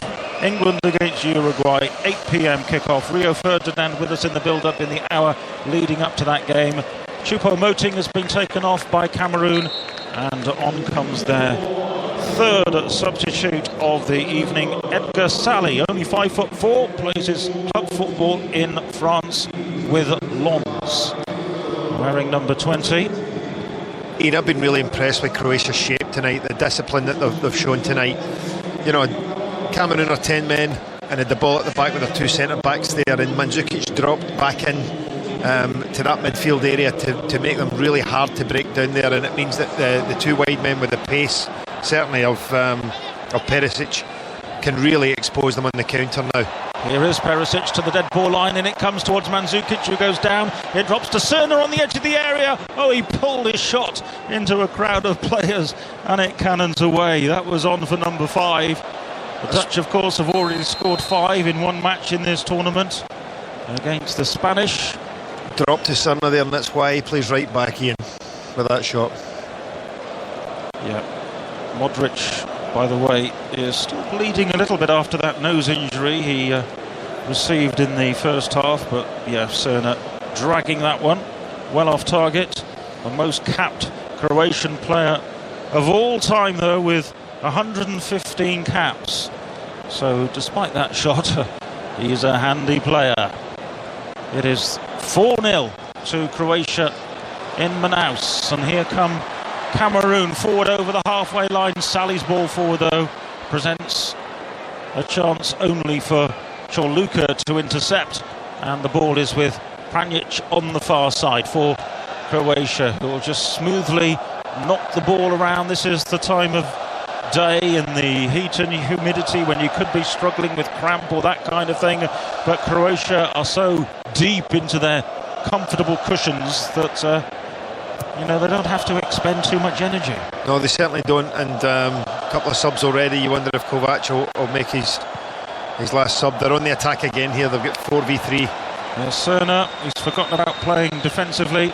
He's up to the edge of the penalty area. Eduardo, so many gaps on the edge of the penalty area. He laid it back for the shot to come in from Kovacic, but he took too long, and it was whipped away from him by Matip. Yep. And the ball is over on the far side with Sally, the newcomer, onto the pitch for Croatia in the green, and for Cameroon in the green and red. And now here's Makanjo. He's barged off the ball there. He was blocked out of it by Modric, and a free kick for Cameroon. You know, Makanjo has been the one player tonight for Cameroon who has impressed me, the lad from Nancy in France. From the first minute, he's picked the ball up and he's wanted to be brave and actually attack Croatia. He's got pace and he's got running ability. I feel sorry for him tonight. He's done really well. Perisic is going off. He scored the goal that killed off the game, really, the second goal just after half-time. They're showing us a replay of that now on the screen. Beautifully scored. He's been taken off, though. And on comes Ante Rebic, who also came on against Brazil. A wide man, plays club football in Italy for Fiorentina. He's on for Perisic, and that, I would assume, is all about preserving legs for the Mexico game. Very much so. Even Perisic so far can be very, very happy with his World Cup against Brazil. Played well and was terrific tonight. He really has. He's been the man of the night so far. You know, I know Mandzukic has obviously scored his goals, but Perisic has been the man that's made the difference tonight. That's Malky Mackay with us on the BBC this evening as we see Sally taking this free kick eventually for Cameroon. It's not the best, but they've won a corner as it's cleared away by Cerner. Corner for Cameroon on the far side, but Croatia leading by 4-0. 2 for Mandzukic earlier. Australia 2, Netherlands 3, and Spain 0, Chile 2 were the results. And Spain are out. Australia out as well. Sally with a corner from the far side, headed over the top of the bar there. And it flies high and wide off the head of Stefan Mbia. Mbia being linked with a few Premier League clubs. He's out of contract very shortly with Queen's Park Rangers. There's talk of Everton. There's talk even of Liverpool for Stefan Mbia. He won't cost anything in terms of a transfer. Do you think he's worth a punt in the Premier League? Very much so. Before, obviously. Yeah, he has. Briefly. He has. And, he just came off the back of the Europa League final. Started the season in the Championship with QPR and ends up in the Europa League final with Seville. Big, strong, athletic. I question the decision to have him playing it right back tonight, I have to say. Maybe they didn't have anyone else to play there, but he certainly looks a much more complete player playing in his normal position in midfield, and when he does step forward, he causes issues. Well, Croatia threatening more goals as Volker Finke, the German coach, looks more and more irritated, and his shirt sticks more and more to his body. And what a grim expression on his face. He's not having a good night. No, I think the 86% humidity we're actually watching rise by the minute. He looks a little bit like a waxwork at the moment, does Volker Finke. I wonder how much longer he will be the coach of Cameroon for. There's a lot of infighting in Cameroon football, I think it's fair to say. Long ball forward, headed away by Atanja, the goalkeeper, who come outside of his penalty area. It drops for Eduardo. Eduardo into Rebic. Rebic, the substitute, trying to twist and turn on the edge of the area. Cleared away just about by Cameroon. Rakitic with the short ball to Kovacic. Rakitic gets it back out to the far side. Pranjic to Rakitic again. And Kovacic to Modric. All this play deep inside the Cameroon half. Croatia just keeping possession. No need to overexert themselves in these circumstances. Cameroon, remember, down to 10 men from before half-time when Alexander Song was sent off. And to be honest, they had no chance, really, from that moment. Here's Rebic to Kovacic for Croatia on the left side of the penalty area, slips it wide to Eduardo. In comes the cross. I think it took a deflection, or maybe the flag was up actually first of all on this near side for offside, and it's a free kick out the back for Cameroon. And we're into the final 9 minutes. It's not the final 9 minutes of the Cameroonian campaign, because they've got to try and make a game of it against Brazil, but they can book their seats in the departure lounge, and it has been a poor effort from them overall in the World Cup. They lost all 3 group matches in South Africa 2010, and I think it might be odds on that they lose all 3 group matches in 2014. Ian, I just think when you talk about, or when it comes out of camps, that the players are thinking of going to strike and not getting on the plane to go, it really sends out horrible messages in terms of Eduardo inside the penalty area, a little step over, tried to square it, comes to Cerna with a shot that's blocked by Asso Okoto, and the goalkeeper has it. Sorry to interrupt, no, not at all. Score a 5th. Absolutely. You're getting a bit too excited there. When we're touching on togetherness, and it certainly doesn't look a happy camp, when things are coming out from Roger Mila concerning the actual coach. You even think about Eto'o explaining on Twitter and Facebook that he's injured before it's actually official when it's coming out from the coach. They're not good things to have a successful group in a World Cup. A bit of discord. Pranjic low into the penalty area as Croatia come forward again. But Atanja is down on his knees to claim that one. The heavily bearded Cameroon goalkeeper, who's looked a little bit startled by some of the events in front of him in this game, and he hasn't done himself any favours either. 4-0 is the score for Croatia, and we're into the final few minutes in Manaus. The heat and humidity of Manaus. Here's Sally coming forward now for Cameroon into the penalty area. Doesn't get the angle right on the ball forward, and it's straight through to Pretikosa, who is obviously very keen to keep a clean sheet in that Croatian goal after conceding the 3 against Brazil. The big match between Croatia and Mexico, by the way, on the 23rd of June will be played in Recife, and you will be able to hear coverage of that, of course, on 5 Live. The ball is with Croatia, swept out to the far side, and Pranjic forward to the substitute, Rebic. Anti-Rebic trying to get away from his man down the far side, has succeeded in doing so. Can he deliver a cross? He's being hemmed in there by the defender, still manages to find support from Kovacic, and then Rakitic inside the penalty area, runs away from him. Strong defending, but the ball's been lost to Mandzukic, but Mandzukic was fouling Sally, according to the assistant referee and the referee, and it's a free kick at the back for Cameroon. Well, they've been in the finals 7 times, but apart from 1990, Cameroon haven't made the impact they would have wished. And I don't know about you, Malky, we've got all the listeners in Africa at the moment. Do you think African football has progressed, as people were saying in the early 90s? They were saying an African team will win the World Cup.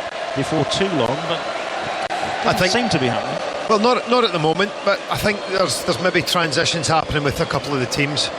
Some of the older players are going to be seeing their last World Cup. I mean, they're coming forward here at the moment. One of the youngsters. With Sully, here's a chance for Makanjo, but he swept it wide off his right foot. They've got 2 or 3 really young, exciting players at the moment. Let's make no mistake about that. Makanjo on the right-hand side is exciting.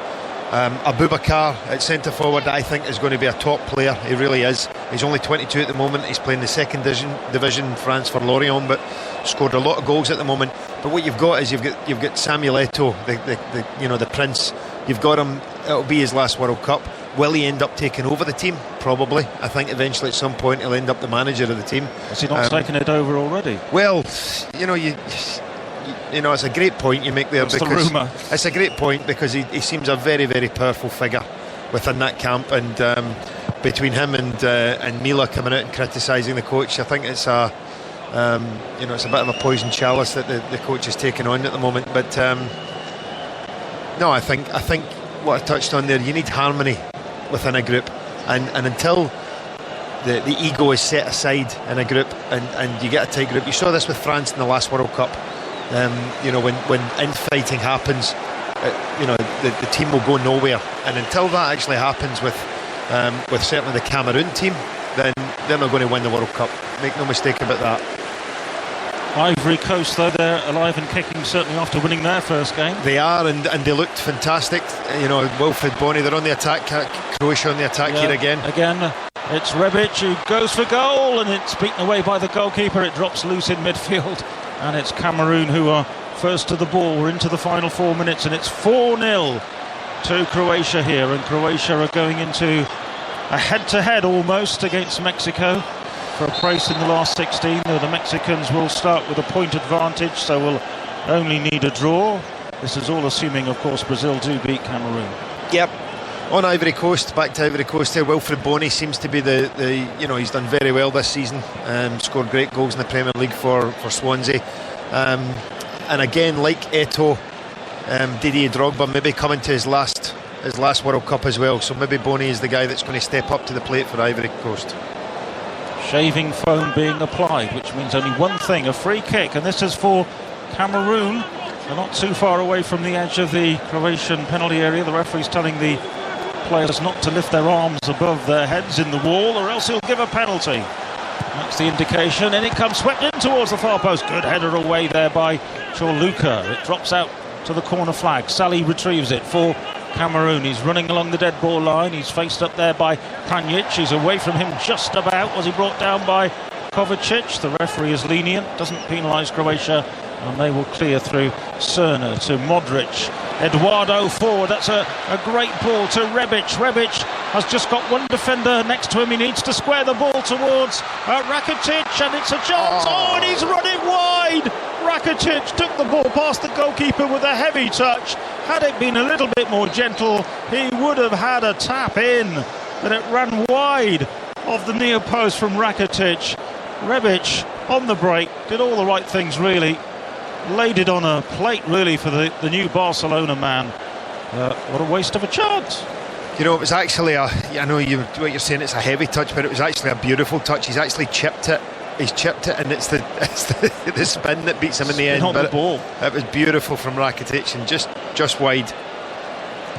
I think that was the googly. Absolutely. Okay. Ian, touching on just on your talk about some of the youngsters coming forward, do you know who I've been really impressed with in this last 15-20 minutes? This young lad Edgar Sally. Oh, here's a chance for Cameroon. They've hit the bar, would you believe? It was an effort on goal from Weibo, the substitute. Comes crashing back off the bar with the goalkeeper stretching, and that was almost a consolation for Cameroon in their first goal of the World Cup, but it wasn't to be, and that confirms it's not their day. Well, there's two of the substitutes combining there. Weibo, who's one of the older players, obviously at 32, but young Sally set him up there again. Edgar Sally from Monaco, 21-year-old, who has come on, and for the last 20 minutes he's been the guy that looks as if he's 21 years old, and he's come on and he's taken a little bit of control of the Cameroon team, and any time in the final third there is a danger for Cameroon, he's the guy that's he's down here at the moment. He's taking a knock at the moment, but 4-0 to Croatia, but Cameroon with player who looks to have bright prospects. Eduardo's been shown a yellow card, by the way, for a little nudge with the elbow there on Sally. We're just seeing a replay. Not too much in it, bit of a shove and a push. Sally gets a bit of an injury. He did actually score in the final warm-up match for Cameroon when they beat Moldova, did Sally. We're just seeing a replay of the header from Weibo, which bounced down into the ground and then up onto the crossbar, and eventually Croatia survive. And we're seeing a replay of a big argument going on between two of the Cameroon players. Makanjo and Asu Okoto were arguing amongst themselves, which I suppose is a picture out there on the pitch which just underlines one or two of the points we've been making about disharmony in the camp. Well, I mean, that's madness. Asu Okoto there went up and obviously he's not happy with Makanjo, but I mean he's tried to headbutt him there, and that's a disgrace, an absolute disgrace. Was he really trying to headbutt him?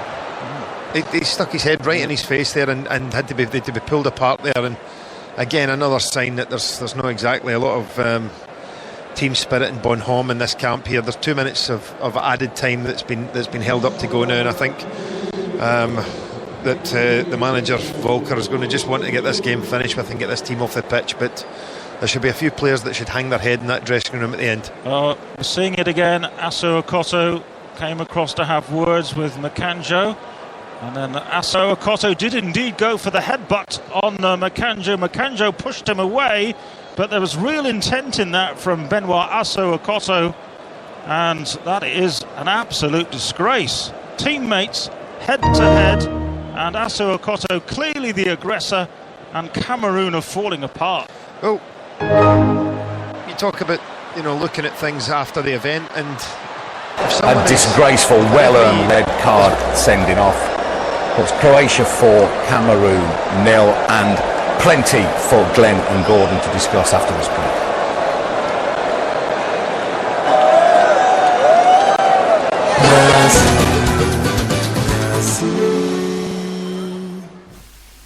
Every emotional journey. Sponsored by Sony, official partner of the 2014 FIFA World Cup.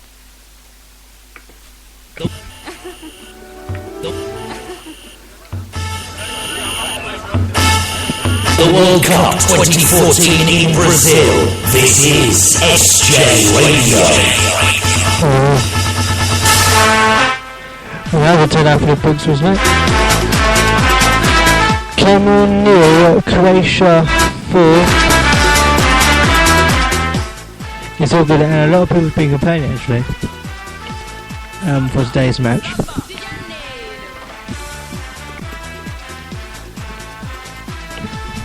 Yeah, one of them,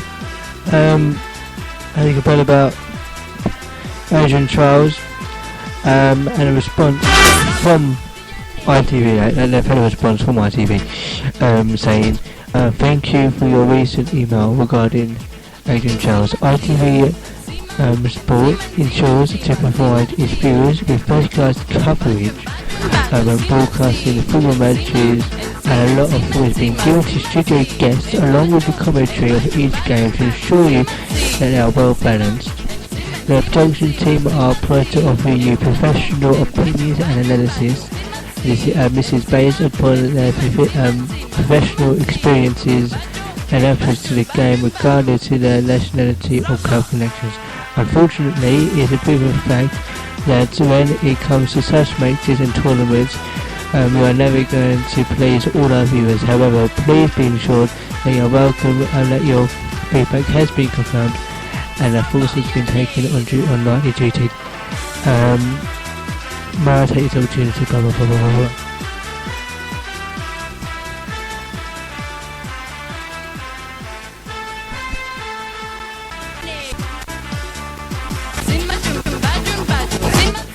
Pre-season stuff, serious stuff.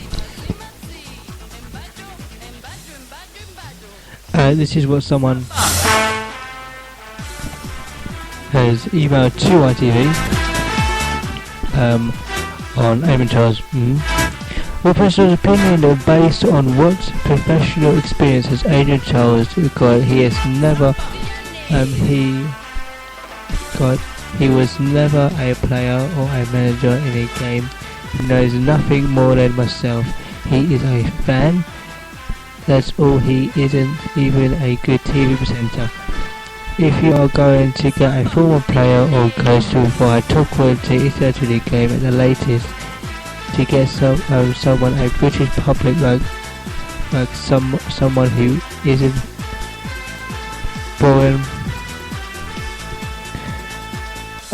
and stutters on set, says, I'll get that one on. And this says the exact same, and guys next to him, you could have even got Andy alongside the way and actually bring in video compression, top-notch agent Charles. Good job. BC's guys link here is fantastic. His experience as a player outside is not good enough. And I'm still waiting for reply. Oh no, it's prizes.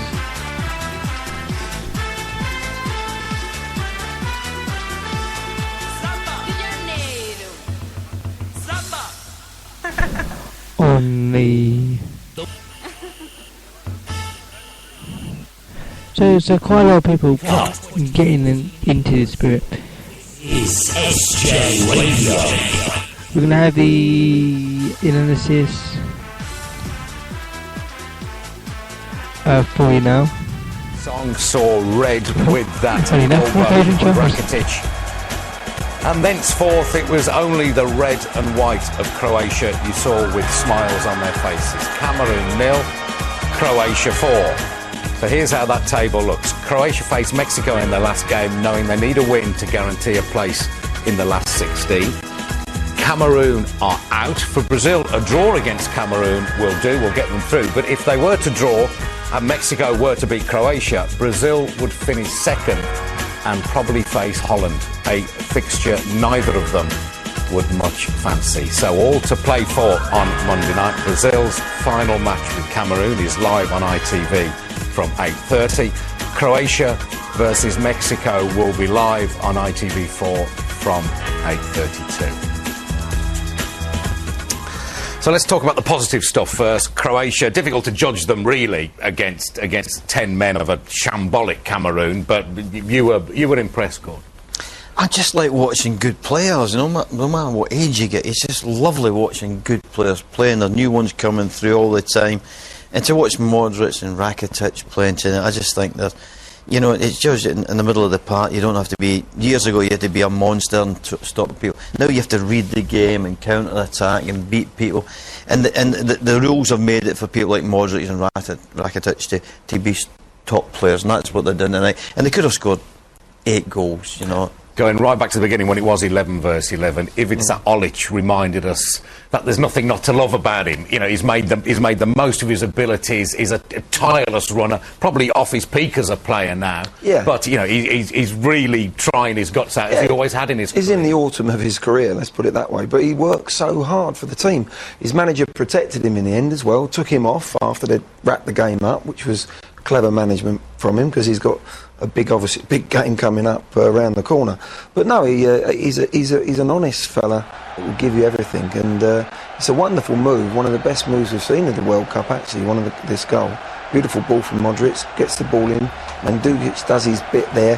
What a ball this is from Perisic, and Olic just gets on the blind side of Mimbai. Look, not a natural right back. You know, his awareness defensively was poor there, but he's Johnny on the spot, and he picks a fantastic goal. Here's just before half-time, the red card, which put the game beyond doubt, really. I mean, an idiotic decision from Alex Song, you know, an experienced player. As Glenn said before, you have a decision to make, you know, that split second. Do you do this, or you run back and help your team, and I help my team by staying on? His decision, which is... Again, this is the whole Cameroon. Your decision is to stay there and help the team. He decides they're selfish. This is selfish as well. That's right at the end of the second half. Now, what you've got to say, OK, they've not won a game. They've not played well. But every team in this competition is added to the competition. They have not added. And it went on. It went on going into the tunnel. They came into the tournament disgracing themselves in many ways with a win bonus, like you said. They didn't even get a win, and now they're going out disgraced. You know, and I mean, Sir Cotter here, there. That's a sending off offence. Yeah. Whether it's your own player on a football pitch, that now he may get done it's on video. Conduct, it's violent conduct, yeah. So he actually still might get done. But look at.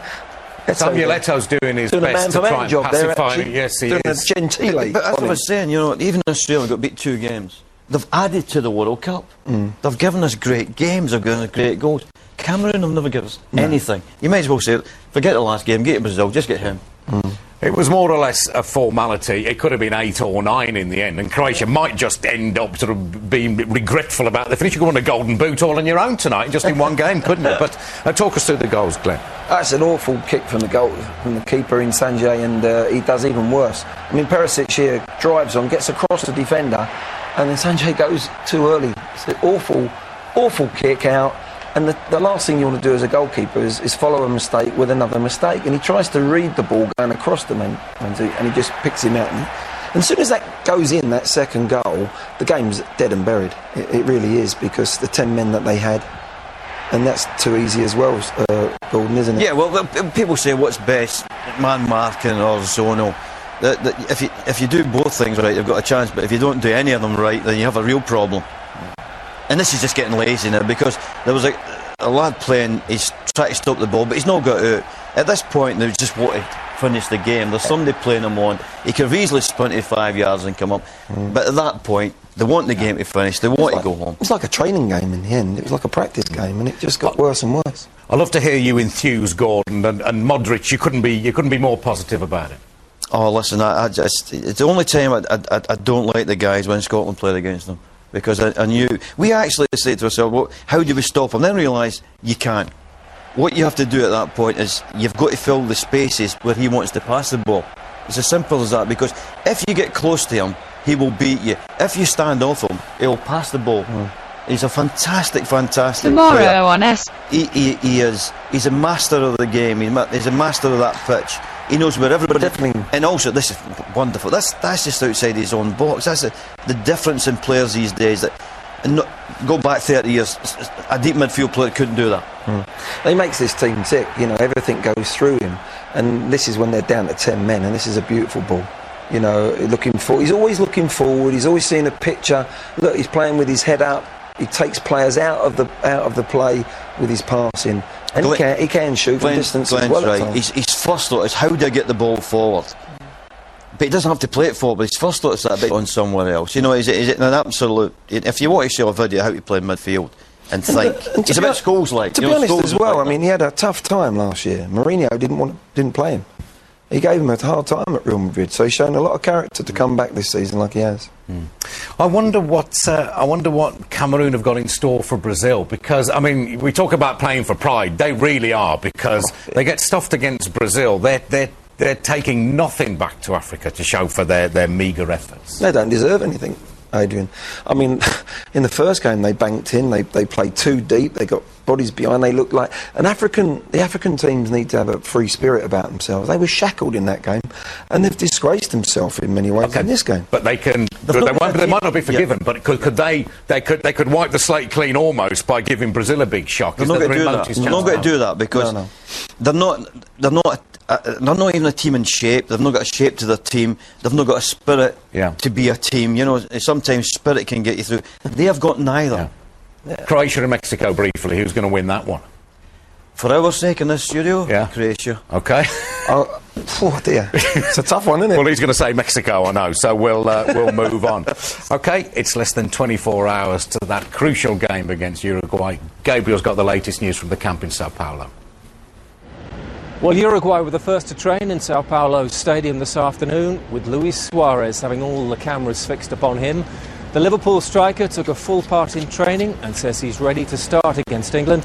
But his coach, Oscar Tabarez, told us that Suarez cannot be 100% fit. What's been noticeable is that England haven't been too keen to engage in the Suarez debate and how big a factor he might be if he returns. Roy Hodgson wants his players to come. Luis Suarez tomorrow, 2 hours before the game. I think that would be very unprofessional and very disrespectful to my own teammates. I'm very good friends with Lewis.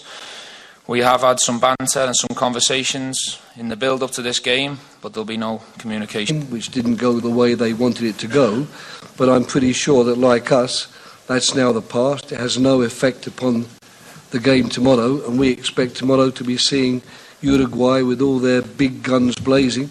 We'll have to make certain that our defending as a team and as a unit is sufficient to keep them at bay, while of course asking questions of them ourselves.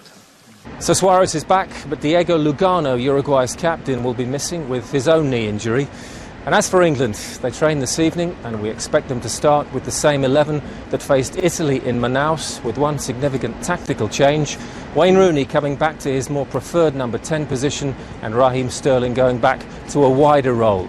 It's difficult to recall more positivity around an England squad after an opening game defeat, but a sense of the reality in the situation is starting to dawn, and that is perhaps the biggest challenge facing this group of players.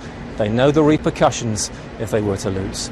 I have spoke to the group during the week to reiterate that message of the pain of going out at World Cups, and it's something that we don't want. You know, we want to perform and get 3 points tomorrow, and we want to stay here for as long as possible. I'm sure all the young lads and everyone in the squad's aware how difficult a summer it's going to be if we fail tomorrow. So here is the team we expect, and it's the switching of Welbeck to the other side, Glenn. The right move? I'm not so sure, actually. I think Leighton Baines needed a bit of protection. I would like to see Sterling on the other side, because he's done that for his club, the wide berth, where you have to track back nowadays. And Welbeck, if you remember, we analysed it, the second goal actually comes from Welbeck not actually getting in a secured defensive position, Baines being left with two, and the goal come from that. So they're big decisions. And there we got, obviously, Rooney behind Sturridge. In our Twitter poll earlier, I think only 49% were in favour of that, but I think that's where you'd put him, Gordon. Where's that? Rooney. You'd put him behind Sturridge. Yeah, but to roam anywhere, because people say go and play in the hole. If the hole's not there, you have to go somewhere else and play. But the good thing about Sterling and Welbeck, I think they're more comfortable playing out there and then coming inside for a wee visit now and then and going back out there. I think Rooney's the other way. He doesn't mind playing in there, but having a wee visit going out to the wing now and then. So I think that'd be more comfortable forever. But I think Sterling, he's just a kid. He'll play anywhere just now. But I think Rooney, going in there, if there's no hole, go somewhere else and play. But England played well against Italy. It wasn't quite good enough. They play as well tomorrow. Will that be good enough to get past Uruguay? Well, I think they've got to play it as well, if not better, because Uruguay, I don't think, will play as bad as they did in the first game. You imagine, Uruguay went 1-0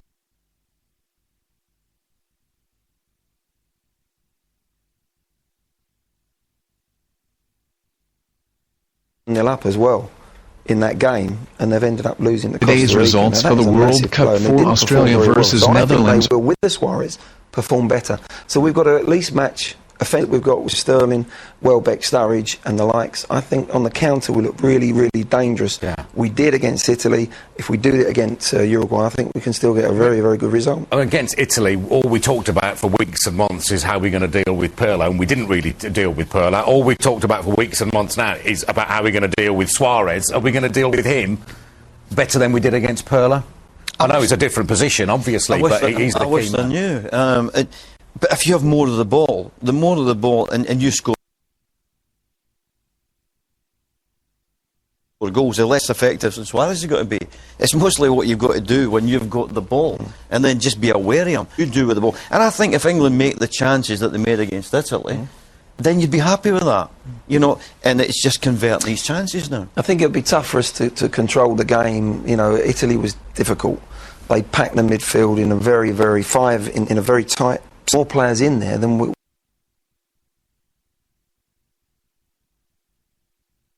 we expected. It wasn't like a 5 across. So, I don't see Uruguay having more of the ball than us. I think it's going to be shared, and it's what we do with that, how we break them down, or as I said, hit them on the counter. And we're missing their skipper, Diego Lugano. He won't be playing for he likes it. And if you lose big players, that is a problem. If you lose big players.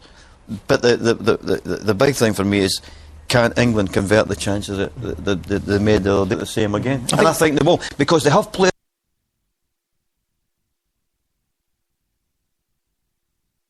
now that we've never seen for years in England that can eliminate people. A striker that goes by people and goes out wide, people that can come off the sides and beat people.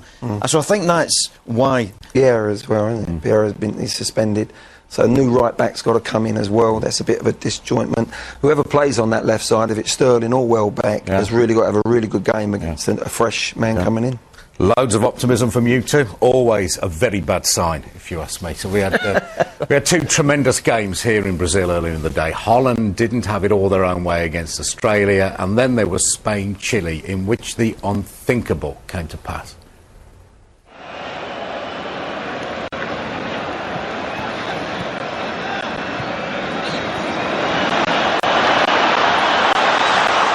Vidal, Sanchez. It's a lovely ball from Sanchez, and there's Vargas! The irresistible Chileans have the lead, and the champions are on the brink!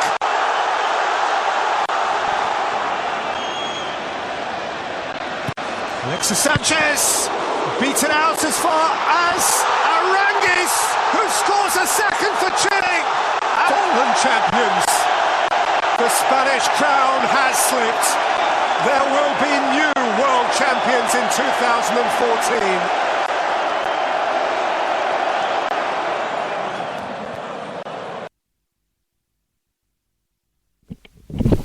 Australia versus Holland. Robin has skipped past Wilkinson. He's charging forward. He's got Blint outside him. He's going it alone. Iron Robin! That's how dangerous the Dutch are.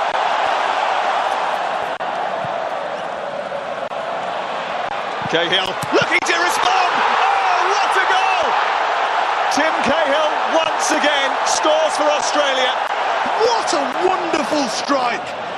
Here's Cahill again. Bozanic trying to tease Yamma. Plays it against his hand. Penalty kick. Referee hit his hand. Yedlin steps up and fires Australia in front against the Dutch. Snyder. Depay trying to send it through to Van Persie, who's onside and on target. Here's Mackay, and it's picked up by Orr, and coming at the far post was Matthew Leckie, actually, who chested it into the goalkeeper's path.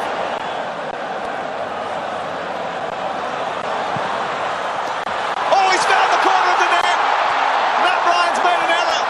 The substitute Memphis Depay has put the Dutch back in front.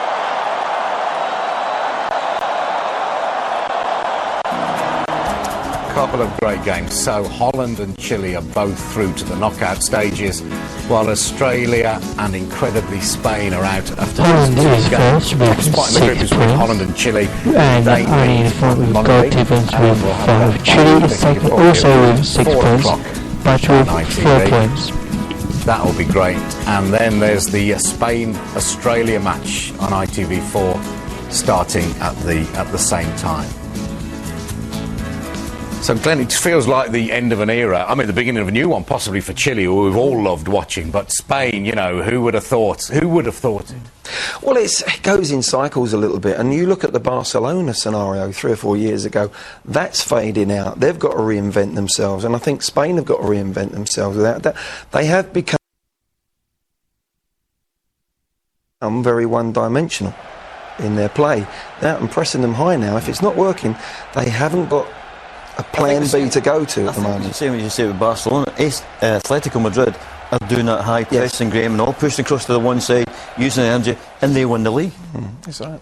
And a lot of teams are playing 3 against Spain. They're playing 3 at the back, and that's something that Mexico, Costa Rica and Chile have done very, very efficiently. It's interesting, as soon as a club or a country seem to have all the answers, the sooner or later somebody will find a different question to ask them, which they can't. Play from the back. Right, OK, if they want to do that, let's find out if they can really play it. Let's go and press. Now, if you're prepared to press against Spain, you can do it, innit? Southampton have been doing it for 2 years now. Same sort of thing. High pressing, everybody get across to the one side. and it's been successful. That's the most unsavoury scenes, I should say, before the game today. Chilean fans here in Rio at the Maracanã, desperate to get in. They were ticketless, these fans, stormed their way through that gate, and then, if they weren't so serious, this would be almost comical. In the media room, they just pushed the wall down, and nobody was hurt in this incident. But, you know, terrifying stuff. Off they went. They were not going to get to see the game. FIFA tell us that 85 of them were taken into custody, and I think they're spending the evening with Rio's military police. I'd be much rather Van Basten back in '88, Glenn. Not quite the same as Van Basten from the angle that he was on, but it was a wonderful volley. It really was. Fantastic pass as well. What a fantastic pick out. Beautifully flighted just after Holland had scored as well. Fabulous technique. I mean, you can say that he really kept his head really steady as he's hit that ball, and look at him, he's been fantastic. This was extra special though, going away from the goal, from the angle that he's at. Look, he's running away, it's coming over his shoulder. What a goal, Gordon. That's magnificent. That ball's actually dipped and it's actually hit the net about 2 feet up. Yeah. When Cahill's has hit the crossbar.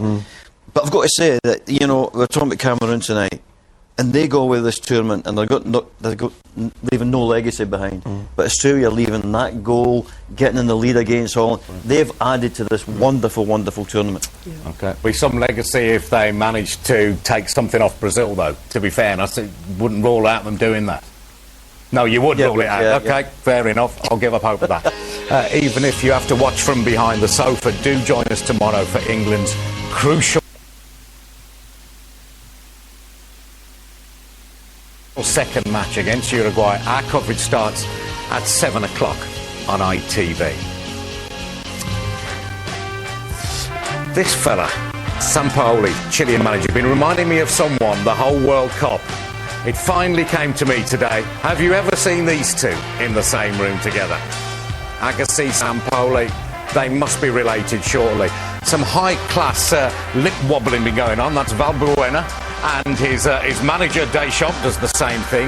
Best of all, though, one of the Buratsky's brothers from Russia. I bet his twin brother can do the same. An unpleasant sight. Let's cut away from that. And the defining image of the day, poor old Del Bosque trudges away just when he thought his day couldn't get any worse. He tries to get on Chile's bus. No, I'm sorry, senor. Your bus out of the tournament. The great international teams of all time has run out of time, and you really couldn't predict who's going to take their place as World Cup holders. From Rio, from Glenn, Gordon and me, a very good night.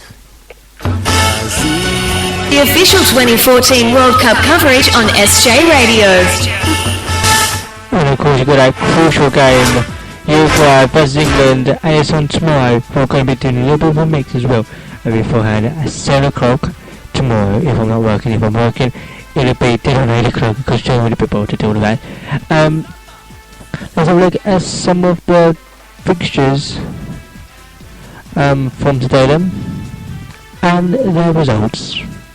Today's results for the World Cup: Australia versus Netherlands, Australia 2, Netherlands 3, Spain versus Chile, Spain 0, Chile 2, Cameroon versus Croatia, Cameroon 0, Croatia.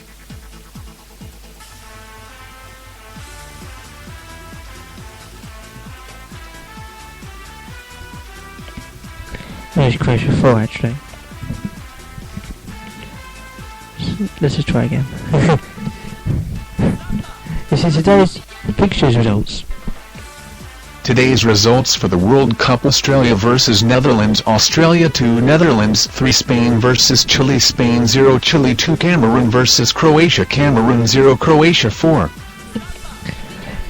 Thank you. And tomorrow's coverage on SJ Radio. Tomorrow on SJ Radio's coverage of the 2014 World Cup, Colombia versus Ivory Coast, kick off 5 p.m. Listen live at 10:05.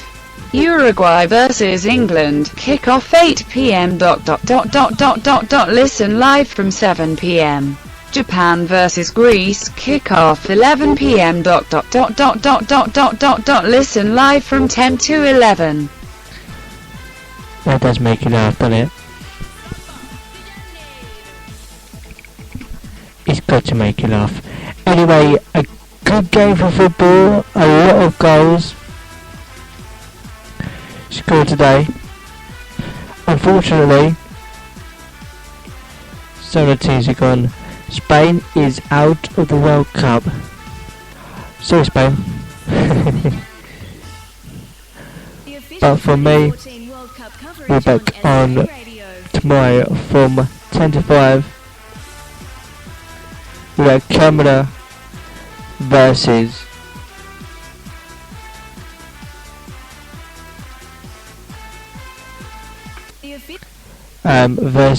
Ivory Coast, and then from 7 o'clock the mix starts, giving you all of that from the World Cup. Get ready. For me, Sean. Oh, and before we go, sorry, I want to say thank you to all of you who have listened. We have had from the World Cup something like 1,000 listeners so far, and it's only not even a week tomorrow into the World Cup. So thank you all of those people. The most popular episodes has been today's match against Netherlands and Australia, 20, Russia versus South Korea, 30 viewers. 36 for Belgium and Argentina, were about 150 for that one. Germany versus Portugal, 150, thank you. France and Honduras was 42, 44 for Argentina, Botswana, and England versus Japan was 200. Thank you for all of you to get that vote out. Let's try and make it 11,000 listeners. Cheers guys, ta-da. The official 2014 World Cup coverage on SJ Radio. The official 2014 World Cup coverage on SJ Radio. This is Mr. Spreaker. I am listening to SJ Radio. I'm Spreaker. Spreaker.com. I love it.